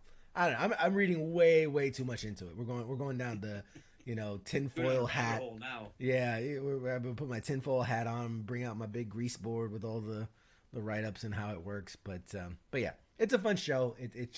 I enjoy it. It's silly fun. It's a Marvel movie that's turned into a series. You know what I mean? It's just long form storytelling for Marvel stuff. So I'm a big fan. I loved when they did the Defender stuff on Netflix, and super excited for what they're going to do on the Disney Plus series, which makes me think that I was going to mention earlier when we were talking about War Machine, the newest rumor, inside sources say that, because we've already announced that there's going to be a Hawkeye series. We know there's going to be a Scarlet Witch series. We know there's going to be a Loki series. We know there's going to be a Winter Soldier and Falcon and Winter Soldier series. So we know all this stuff's already announced. The inside source that I know says they're working on a War Machine, because they also announced like Moon Knight and Blade and Miss Marvel and She-Hulk, but past even that, the behind the scenes stuff is that they're actually working on a War Machine series for Disney Plus, and that's going to be kind of his send off. That he'll get to do like a 8 episode series. It's going to show him dealing with the loss of Tony, him kind of aging out of military service. He's retiring as War Machine, dealing with like PTSD and all these different things, and that it'll also, with him phasing out, it'll lead into a character called Riri Williams for the comics, who, for those that know the comics, she becomes like the youngest Iron Man. She becomes a character called Iron Heart, where she through the help of like Tony and War Machine, she builds her own suit and ends up becoming a superhero in her own right. So that's the rumor right now, is that War Machine will get his own send-off series, kind of like they're doing with Hawkeye, is that they're supposed to give him this like send-off series where he trains up Kate Bishop to take the place of Hawkeye. So very similar to that, doing that with War Machine and Riri Williams, Ironheart. So yeah. So it'd be interesting. It'll be interesting to see if that comes to fruition, and if they do that. So I'll watch it. I watch all of it. So that's not saying much. But yeah. So that's our Marvel news for now. Let me think. What else? I'm gonna skip over that since we're running a little short on time, so we'll skip over a couple things. Let's talk movies, right? We'll talk movies. Okay. So the latest, I said I don't want to talk about a lot of bummer news, but I'll tell you the latest movie delays. So on top of everything else, the SpongeBob movie, Sponge on the Run, which was set to release July 31st, got pushed back now. Very short pushback. It got pushed back from July 31st to August 7th. So it's a week. I don't even know what's the point at that point. I'd really be surprised if they do release August 7th, because the reports that I was reading say that at the earliest, movie theaters are going to open midway through July, but no companies want to put out movies because it's going to take a while before people feel comfortable. Like, do you feel like July 15th, let's say, that you would go to a theater? Like, do you feel good about that? Maybe here, because we're kind of untouched here. We're true. Quiet here. That's true. But let's say you're New York City or oh, San Francisco, or Austin, Houston, Texas, something like that, where one of the big outbreaks. Yeah, I don't see. I don't even like going to fucking Walmart getting groceries. If I'm honest. That is, Like, it's true. I mean, then you're locked in. I mean, theaters are not known for being the most spacious. Hmm. Yeah, You know, like being on an airplane. yeah. You're right inside each other. But yeah, so as of now, they're saying August 7th. I don't see it happening. I don't see it happening. But I guess they're being optimistic. And another movie that is getting a major delay is Mark Wahlberg's sci-fi thriller called Infinite. It's from director Antoine Fuqua. It was initially scheduled to hit theaters this August. Filming has been completed on the project, but the post-production stage of the project is proving difficult during this social distancing. In order to give everyone adequate time to complete the film and to launch it in a much more favorable box office season, Paramount has moved Infinite to a new date of May 28th, 2021. So we got a whole year and some change for a movie that was supposed to be out in August. According to Deadline, the report says Fuqua and producer Lorenzo Di Bonventura are about 11 weeks into making their director cut, and they're still working as if they were going to release August 7th, but that, it's being pushed back. So the adaptation of the D. Eric McCrann's novel, it was called The Reincarnationist. That's a terrible name. The Reincarnationist Papers. And so Mark Wahlberg is a self-medicated man on the verge of suicide, haunted by skills he doesn't remember learning and memories of locations he never visited. He's rescued by a group of people called Infinites who help him rediscover his memories and hope he can help them thwart a member of the group who has horrifying plan for humanity. Infinite was filmed in several locations around the world, including London, Wales, Scotland, Thailand, Nepal, the Alps, New York City, and Mexico City. There were plans to show the first scissor reel at South by Southwest and CinemaCon, but obviously both events were canceled. Fuqua and Di Bonventura previously teamed up for Training Day, which got Denzel Washington an Oscar back in 2001. So the movie sounds good. It sounds like it could be a big hit, and I guess they're going to give it an extra year lead up time to capitalize on the. It makes sense. I mean, it makes sense. They're going to lose a ton of money on it, but it makes sense that May of next year is probably going to be a much better box office than this year, to say the least. And what else? Any thoughts on that? I want to give you a chance. No, like, I'm just kind of, I don't know, like there's so many variables, and I know they're trying to plan on shit. They're trying to plan for something. And nobody knows. That's the hard part. Nobody knows. Yeah. I hope they don't lose too much money on it. I think this could be a really cool reset for some of these films and the film industry as a whole. So I don't want them to come out the gate fucking hemorrhaging money. Then they're not going to change anything. They're going to go back to what quote unquote worked for them. You know what I mean? That's very true. So on the other spectrum, right, you have a movie that was supposed to be in theaters and was released digitally. So Trolls World Tour, for those of you out there with kids, Trolls World Tour, which was the sequel to the Trolls movie, has made history as the biggest digital debut on record. And the initial estimates are that it's already like 4 times higher than the previous record, which was held by, I think it was Jurassic World Kingdom, the last Jurassic World movie. So they said that, so rather than delaying the movie's April 10th premiere, the studio made it available for rental on digital services, including Amazon, iTunes, and Vudu. It's a 48-hour rental for $19.99.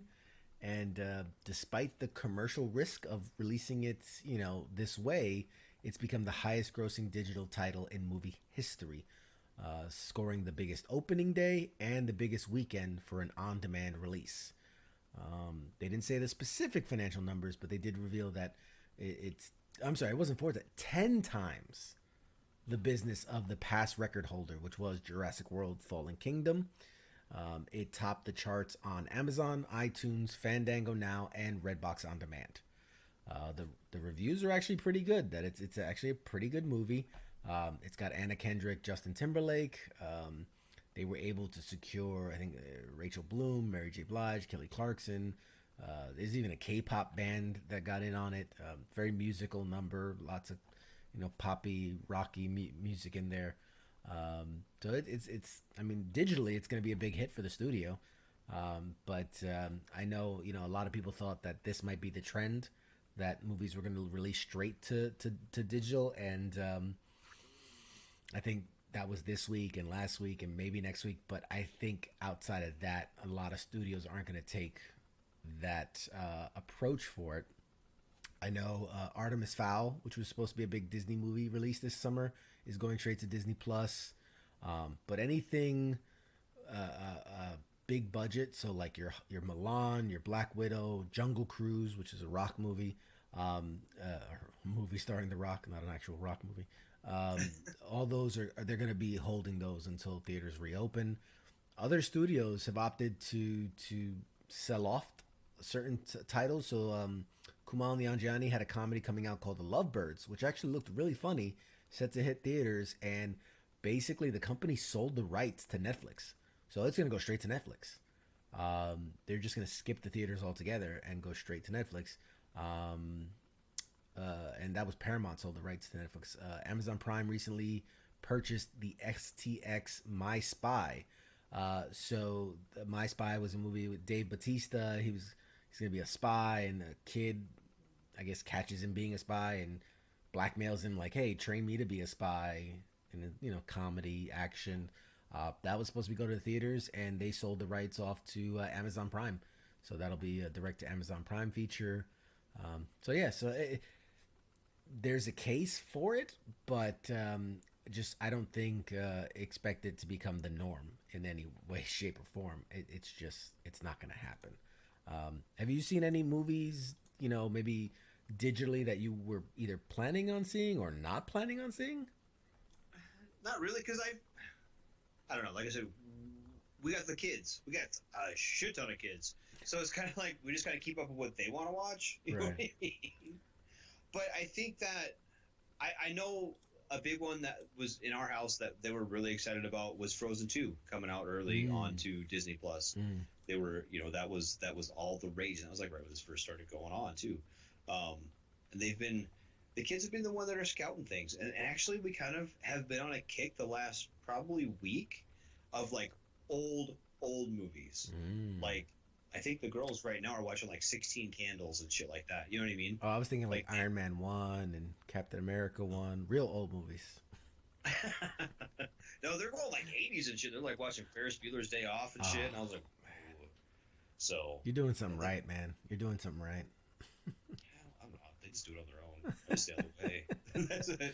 That's best way for me to be a parent, just stay out of the way and let them do. No, I'm just kidding. That's good stuff, man. Those are classics, man. Absolute classics. So glad that they're catching that. I will say, and I'm very excited about these two stories that kind of connected. Obviously, Mike says that his girls are watching The Simpsons. Oh man, this would be a perfect time. Now that's a great comment. Now that Disney Plus has all of The Simpsons, this is the perfect time to like go back and just binge years worth of Simpsons. I might have to do that. I might have to have it like playing in the background while I'm working. I just go back and watch some of those classics, the Treehouse of Terror and, Bartman and all that stuff. Thanks, Mike. I'm gonna do that. I'm gonna catch some. If I can get off Subnautica, I'm gonna go catch some Simpsons episodes. But anyway, I digress. So here's two cool stories that make me happy. So Kevin Smith, everybody that knows me knows I'm a big Kevin Smith fan, and View Askew universe and all the different things he puts out. He is currently, well, before I get into that, let's say this. So if you've watched Kevin Smith movies, right, Radar? Oh yeah. Okay. Oh yeah. Okay. Mallrats and all that. Yep. Do you remember the common thread, besides Silent Bob, obviously, but the common thread in a lot of those movies is Moobies, right? The McDonald's kind of knockoff. Yep. And in fact, in Clerks 2, like that's like the place they all work. So Kevin Smith is working with Postmates for takeout movie meals, and I'm going to share this picture for you. So they're basically making movies available for people to purchase. You can get a takeout movie meal. Now this is for charity. It's going to benefit Know Us Without You. It's a fundraiser providing meals in need to families affected by the coronavirus crisis. So the company he's actually working with is going to make a pop-up version of the movie's restaurant in Los Angeles later this year. The fast food chain appeared in several of his movies, including Dogma, Jay and Silent Bob Strike Back. Was even the setting for Clerks 2. So backing up the pop-up restaurant is a guy called Derek Barry. He has been behind the pop-up things inspired by Breaking Bad, Good Burger, Saved by the Bell. And so the Los Angeles movies will open later this year, pandemic depending, of course.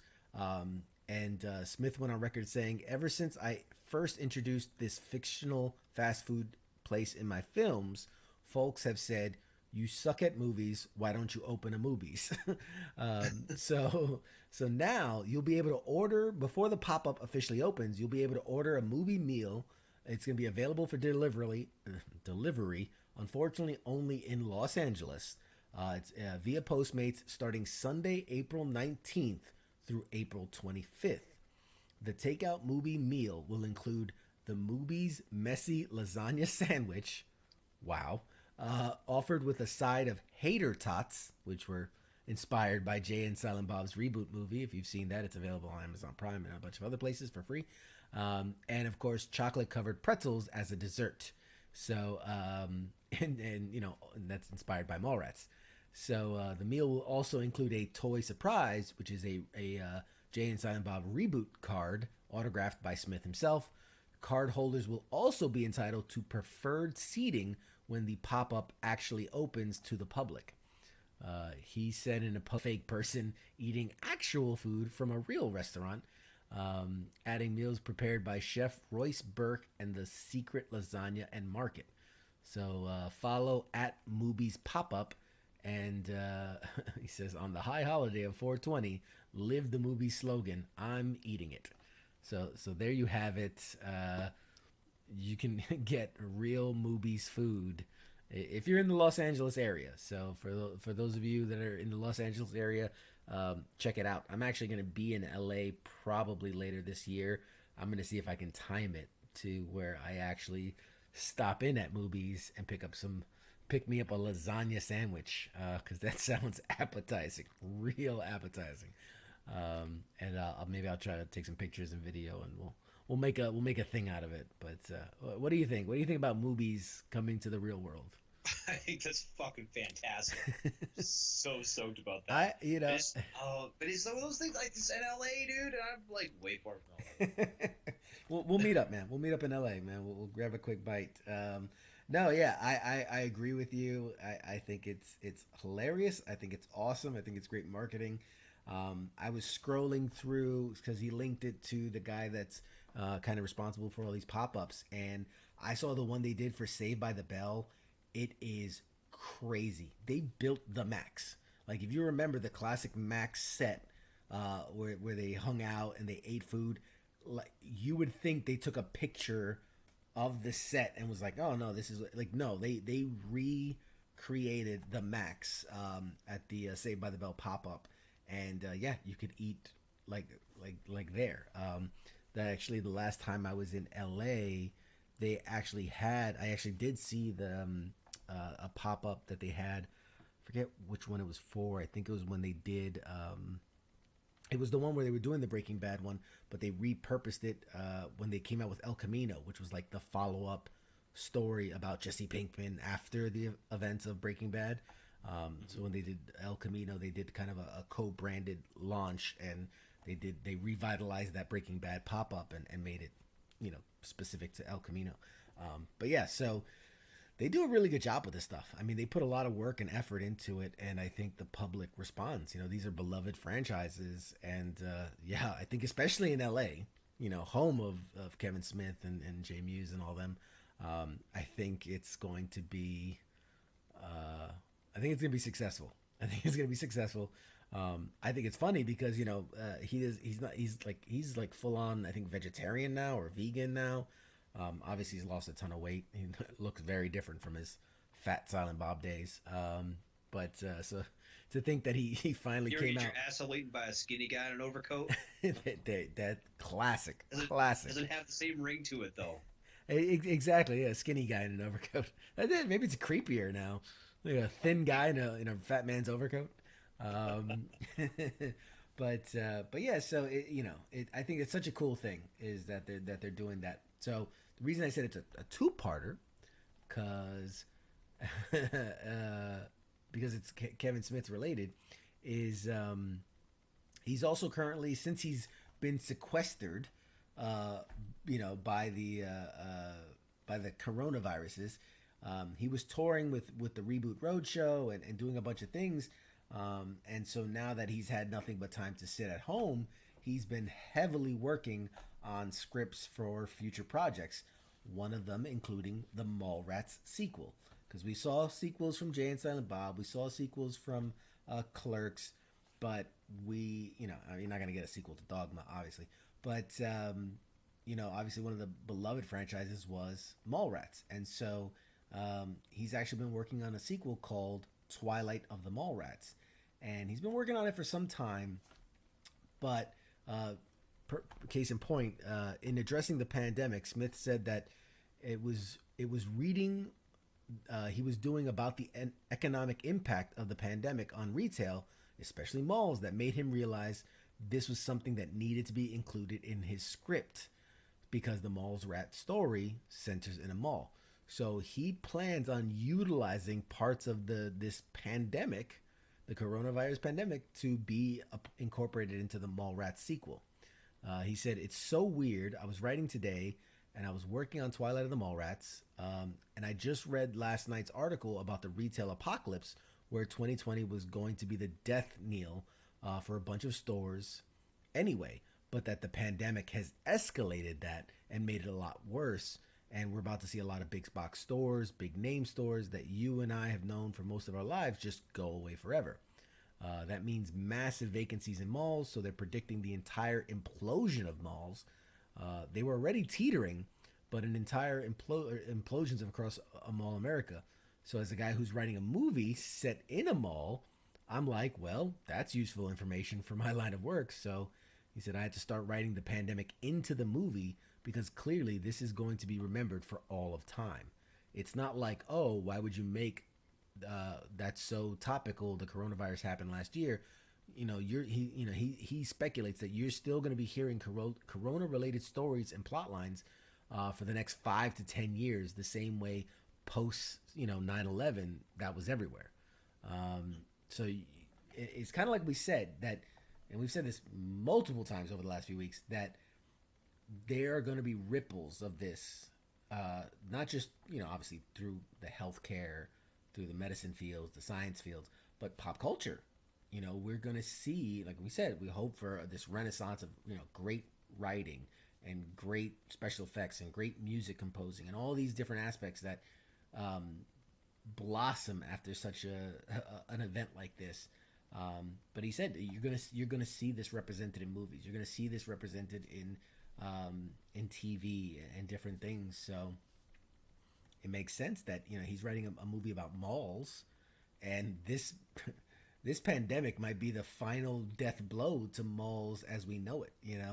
I don't know how it is out your way, but I've been to malls around here where you're like, man, there's a lot of open spots.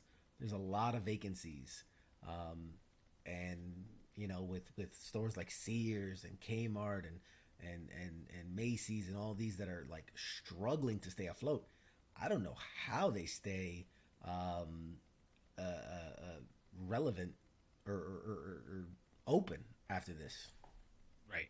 Well, especially because they've been losing their viability for so long anyway. Mm-hmm. I mean, I think of the mall in Rapid City, which is the nearest town close to me with an actual mall, and you go in there and it's the only thing that's really in there that's a store anymore is Victoria's Secret. Everything else is kind of like little local stores and stuff, and they done some really cool stuff. Like they have like the old Sears is as a big like flea market now, or like a home. A lot of people make their own crafts, and the guy's selling like fossils and shit.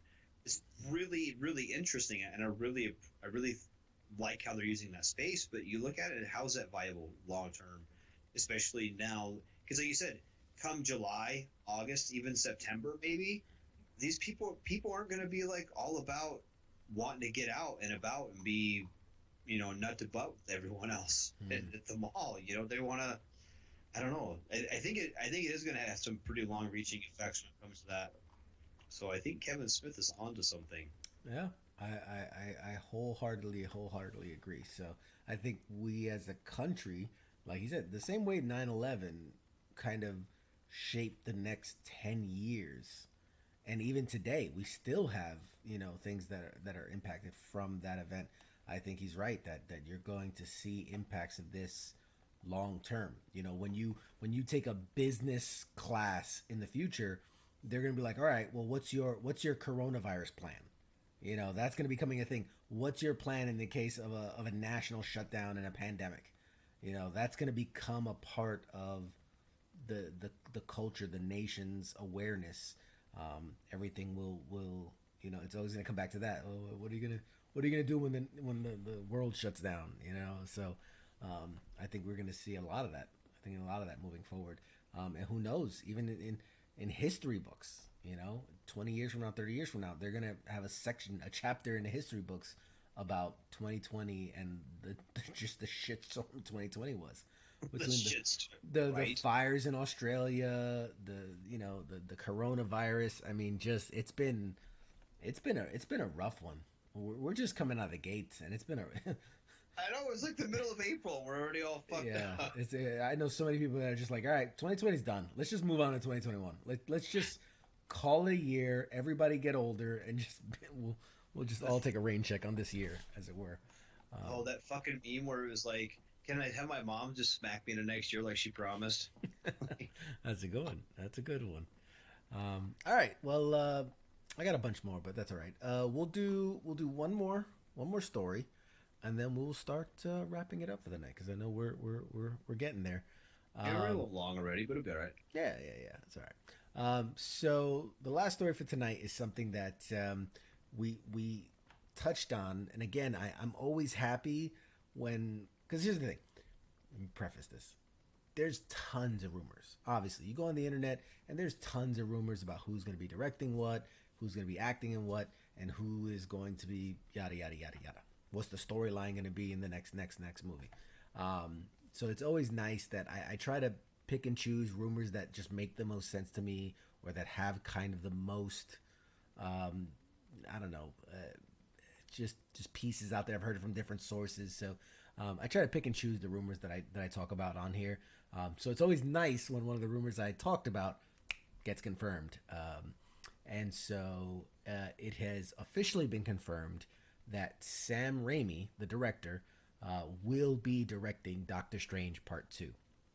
So earlier this year, you'll remember that the original the director of Doctor Strange was set to do the sequel, Scott Derrickson, and there was a surprising creative differences kind of thing that happened, and so they kind of parted ways, Scott Derrickson and Marvel Studios, and within a month or so, a lot of rumors started popping up that Sam Raimi would be stepping in to direct the sequel. And for those that don't know Sam Raimi, you'll know him because Spider-Man, the first big budget Spider-Man that led to Spider-Man 2 and Spider-Man 3, that really kind of kicked off the superhero golden age of movies. He was the director for those movies. And so, Marvel never officially confirmed it. In fact, if you go to like Marvel.com right now, you can still see for director of Doctor Strange 2, it still says Scott Derrickson. But Sam Raimi himself has stepped forward and confirmed the news. Speaking on a conference call, he was asked specifically about a scene that he did in Spider-Man 2 where there was a name drop of this of the name Doctor Strange, and so he went on to talk about how much he loves the character and did confirm he is working on the sequel. He said, "I loved Doctor Strange as a kid. He was always, for me, it was always Spider-Man, Batman, and then like Doctor Strange was number 5 of my favorite comic book characters. He was so original."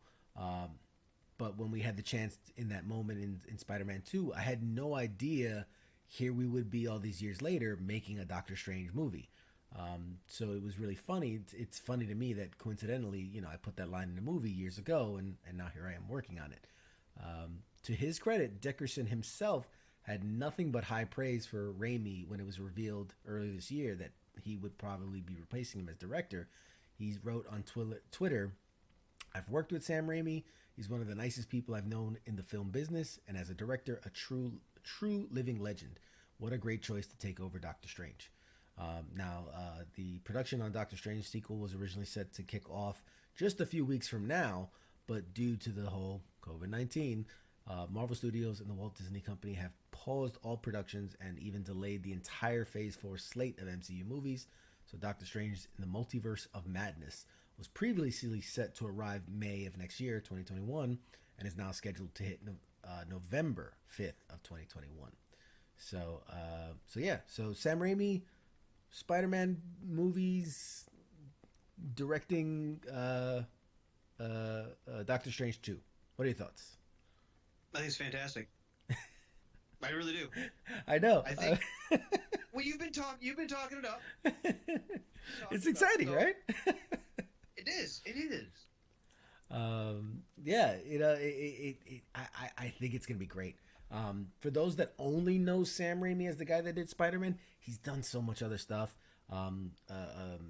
Evil Dead, you know, one a cult classic, and he cut his teeth really in the horror genre way before he made a name for himself with Spider-Man. So I think being able to draw from both of that, being able to draw from the horror and supernatural of Evil Dead, and then that campy classic superhero, you know, movie, bringing those together, I think he's the perfect person. I can't think of a director better suited for that kind of a story, who's had real good success in horror and now and then of course real big success in superhero genre. So I think he's a great choice for Spider-Man, for Doctor Strange 2 Multiverse of Madness, or Madness in the Multiverse, whatever it is. But yeah, so I'm really excited to see that. And yeah, look at that, man. We have gone 2 hours, and found a lot to talk about. I have to say, in this age where COVID is really clogged up the works, I think we did it. I think I even got leftover. I might post some of this stuff on the page, just to drop and see what we people might need think. to save it for next week. Oh yeah, man. So some of it, I kind of saved the stuff that could roll over, the stuff that was less time dependent. So we can absolutely talk a lot about this next week. And speaking of next week, before we sign off today, I'm very, very, very, very super excited, because next week we are going to have a guest on Pop Culture Warrior. We are going to have our very first interviewed guest on our show. Are you excited about that? I'm fucking so excited. It's going to be awesome. It's going to be awesome. And this guy is a very good friend of mine. He is an awesome, awesome dude. He is Mark Baker, cartoonist, artist, creator of Private Murphy, the cartoons that ran in the Army Times and current web series. He's also created Charlie Mike Comics, which actually you can see right up there. Charlie Mike Comics, where he takes real veteran stories and artistically puts them in a comic book format, but telling just really, really amazingly good stories in a new medium that people don't get to see very often. So super talented guy. And in fact, when you see the Pop Culture logo, the guy opening up the shirt, that was drawn by Mark Baker himself. So he's a member of the Pop Culture Warrior family, really. as much as anyone, and I'm super excited to talk about him and talk about what he's working on. And it's gonna be a lot of fun. It's gonna be a lot of fun. So if you guys have questions for him, definitely we'll call in or put them on the page or bring it up when we're doing the interview, and we'll get them all answered. And yeah, we'll do some real fun stuff. Are you excited? I'm so fucking excited. I really am. It's gonna be awesome. It's gonna be so awesome. I'm super excited for it. But with that, he's been on the station before, is he not? He has. I think I was on with Ice when we interviewed him before. Yeah, isn't he such a great guy? I mean, he's awesome guy, man. Just bends over backwards, and it's just a pleasure to talk to, and yeah, just I'm so excited. I can't wait. I literally am trembling with excitement. I'm so excited. But with that, I will let you do what you do best. That sounds kind of mean. Do what you do best. I do lots of things well, but not as good as this one. All right, hey, take it away, Mr. Radar. All right, so you have been listening to Pop Culture Warrior with CQ and myself, Radar. Tomorrow we have a night off, coming back on Thursday with Swords Time. Ice and Spanky will be talking all things Army, National Guard, and Reserve, all that fun stuff. Then Friday night and Saturday night, both are nights off. Coming back on Sunday with Kicking It with Cause. Cause and I will be bringing you all kinds of cool, fun, lighthearted stories to kind of get you ready to kick off your week. And then Monday, we have the Monday edition with Ice and Flash, and they will be talking about all kinds of current events.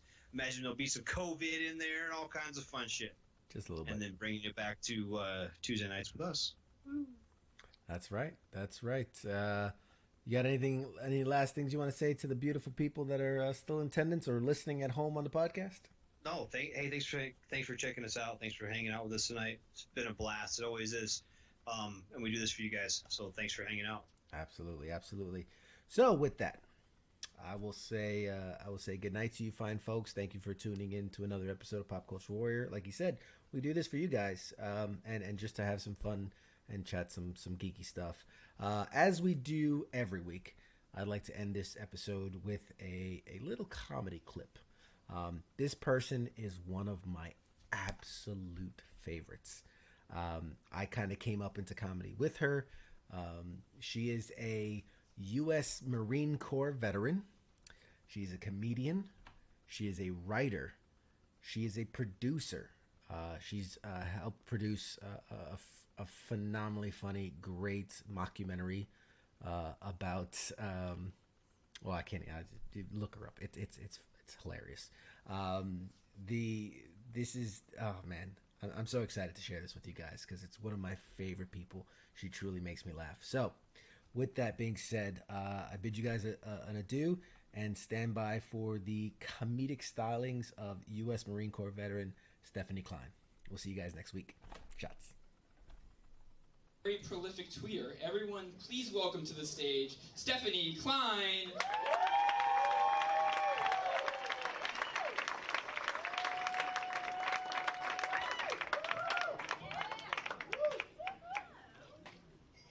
Good evening. Where are my Marines at? Or my fans of Marines? You said fans of All right. Yeah. I love them too. So much, in fact, that I have been married to 2 of them. That's not actually a joke. I was just showing off my survival skills. I did get divorced earlier this year, but you have to get back out there. I moved back to D.C., right next door to the Pentagon. I don't work there. I just wanted to be closer to my dating pool. Most people think that I prefer military men because I'm shallow, and that could not be further from the truth. I am really lazy. Dating in the military was so easy. Don't even have to be that good looking. A civilian 5 is easily a Marine Corps 8.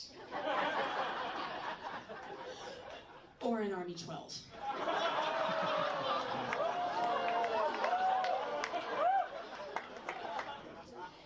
And that's wearing the same thing every day.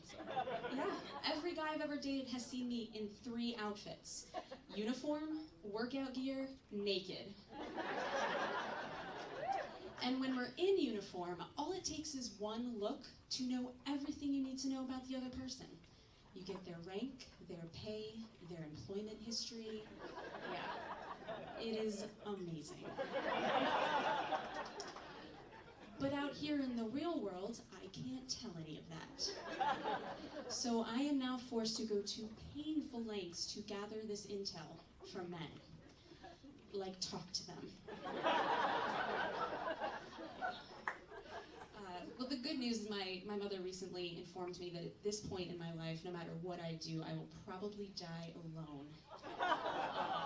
Thanks, Mom. But just in case she's wrong, I've decided to expand my circle a bit, start looking at some civilians to date, and I was not prepared for how competitive it is. Quick statistic for you. There are 454,732 single women in DC, and not counting my coworker Frank, who just got engaged, 11 single men. And the women always have their A game on. For example, my building has shared laundry, and even at 8 a.m. on a Saturday, the women are decked out just to clean their clothes. Hair, makeup, heels. It's nuts. I flat out refuse to do that. Again, lazy. But I did find a trick to still get some male attention, whatever attention happens to be there at 8 a.m. on a Saturday, without putting in too much effort. I bought several pairs of very sexy underwear. I don't wear them, I just wash them over and over and over, in the hopes that someone sees them. Right. And it's not just laundry. I mean, women in this town, they carry these huge purses with everything they need to snag a single guy on the go. Lipstick, condoms, prenup. Yeah. There is nothing in my purse that doesn't also serve as a weapon. So I am better prepared for the zombie apocalypse than I am for an encounter with a dateable male. Yeah. Love it. But I have actually gone out on one date with a civilian. Oh, man. The problem is I'm so used to military types, I can just be open and disgusting. It's very comfortable. I have to learn how to talk to civilian males in a romantic setting. I have to be nicer, less offensive. I can't hit anybody. It is a lot to remember. So I'm on this date with civilian, and we're having a good time. Things are going well. I haven't cursed once or insulted his manhood. Yes. And then he asks me how old I am. Now, the proper response for this context should have been honesty. Obviously, I'm 23. But I forgot the rules, and without thinking, just blurted out, "Why don't you count the rings on my vagina and find out for yourself?" Thank you very much.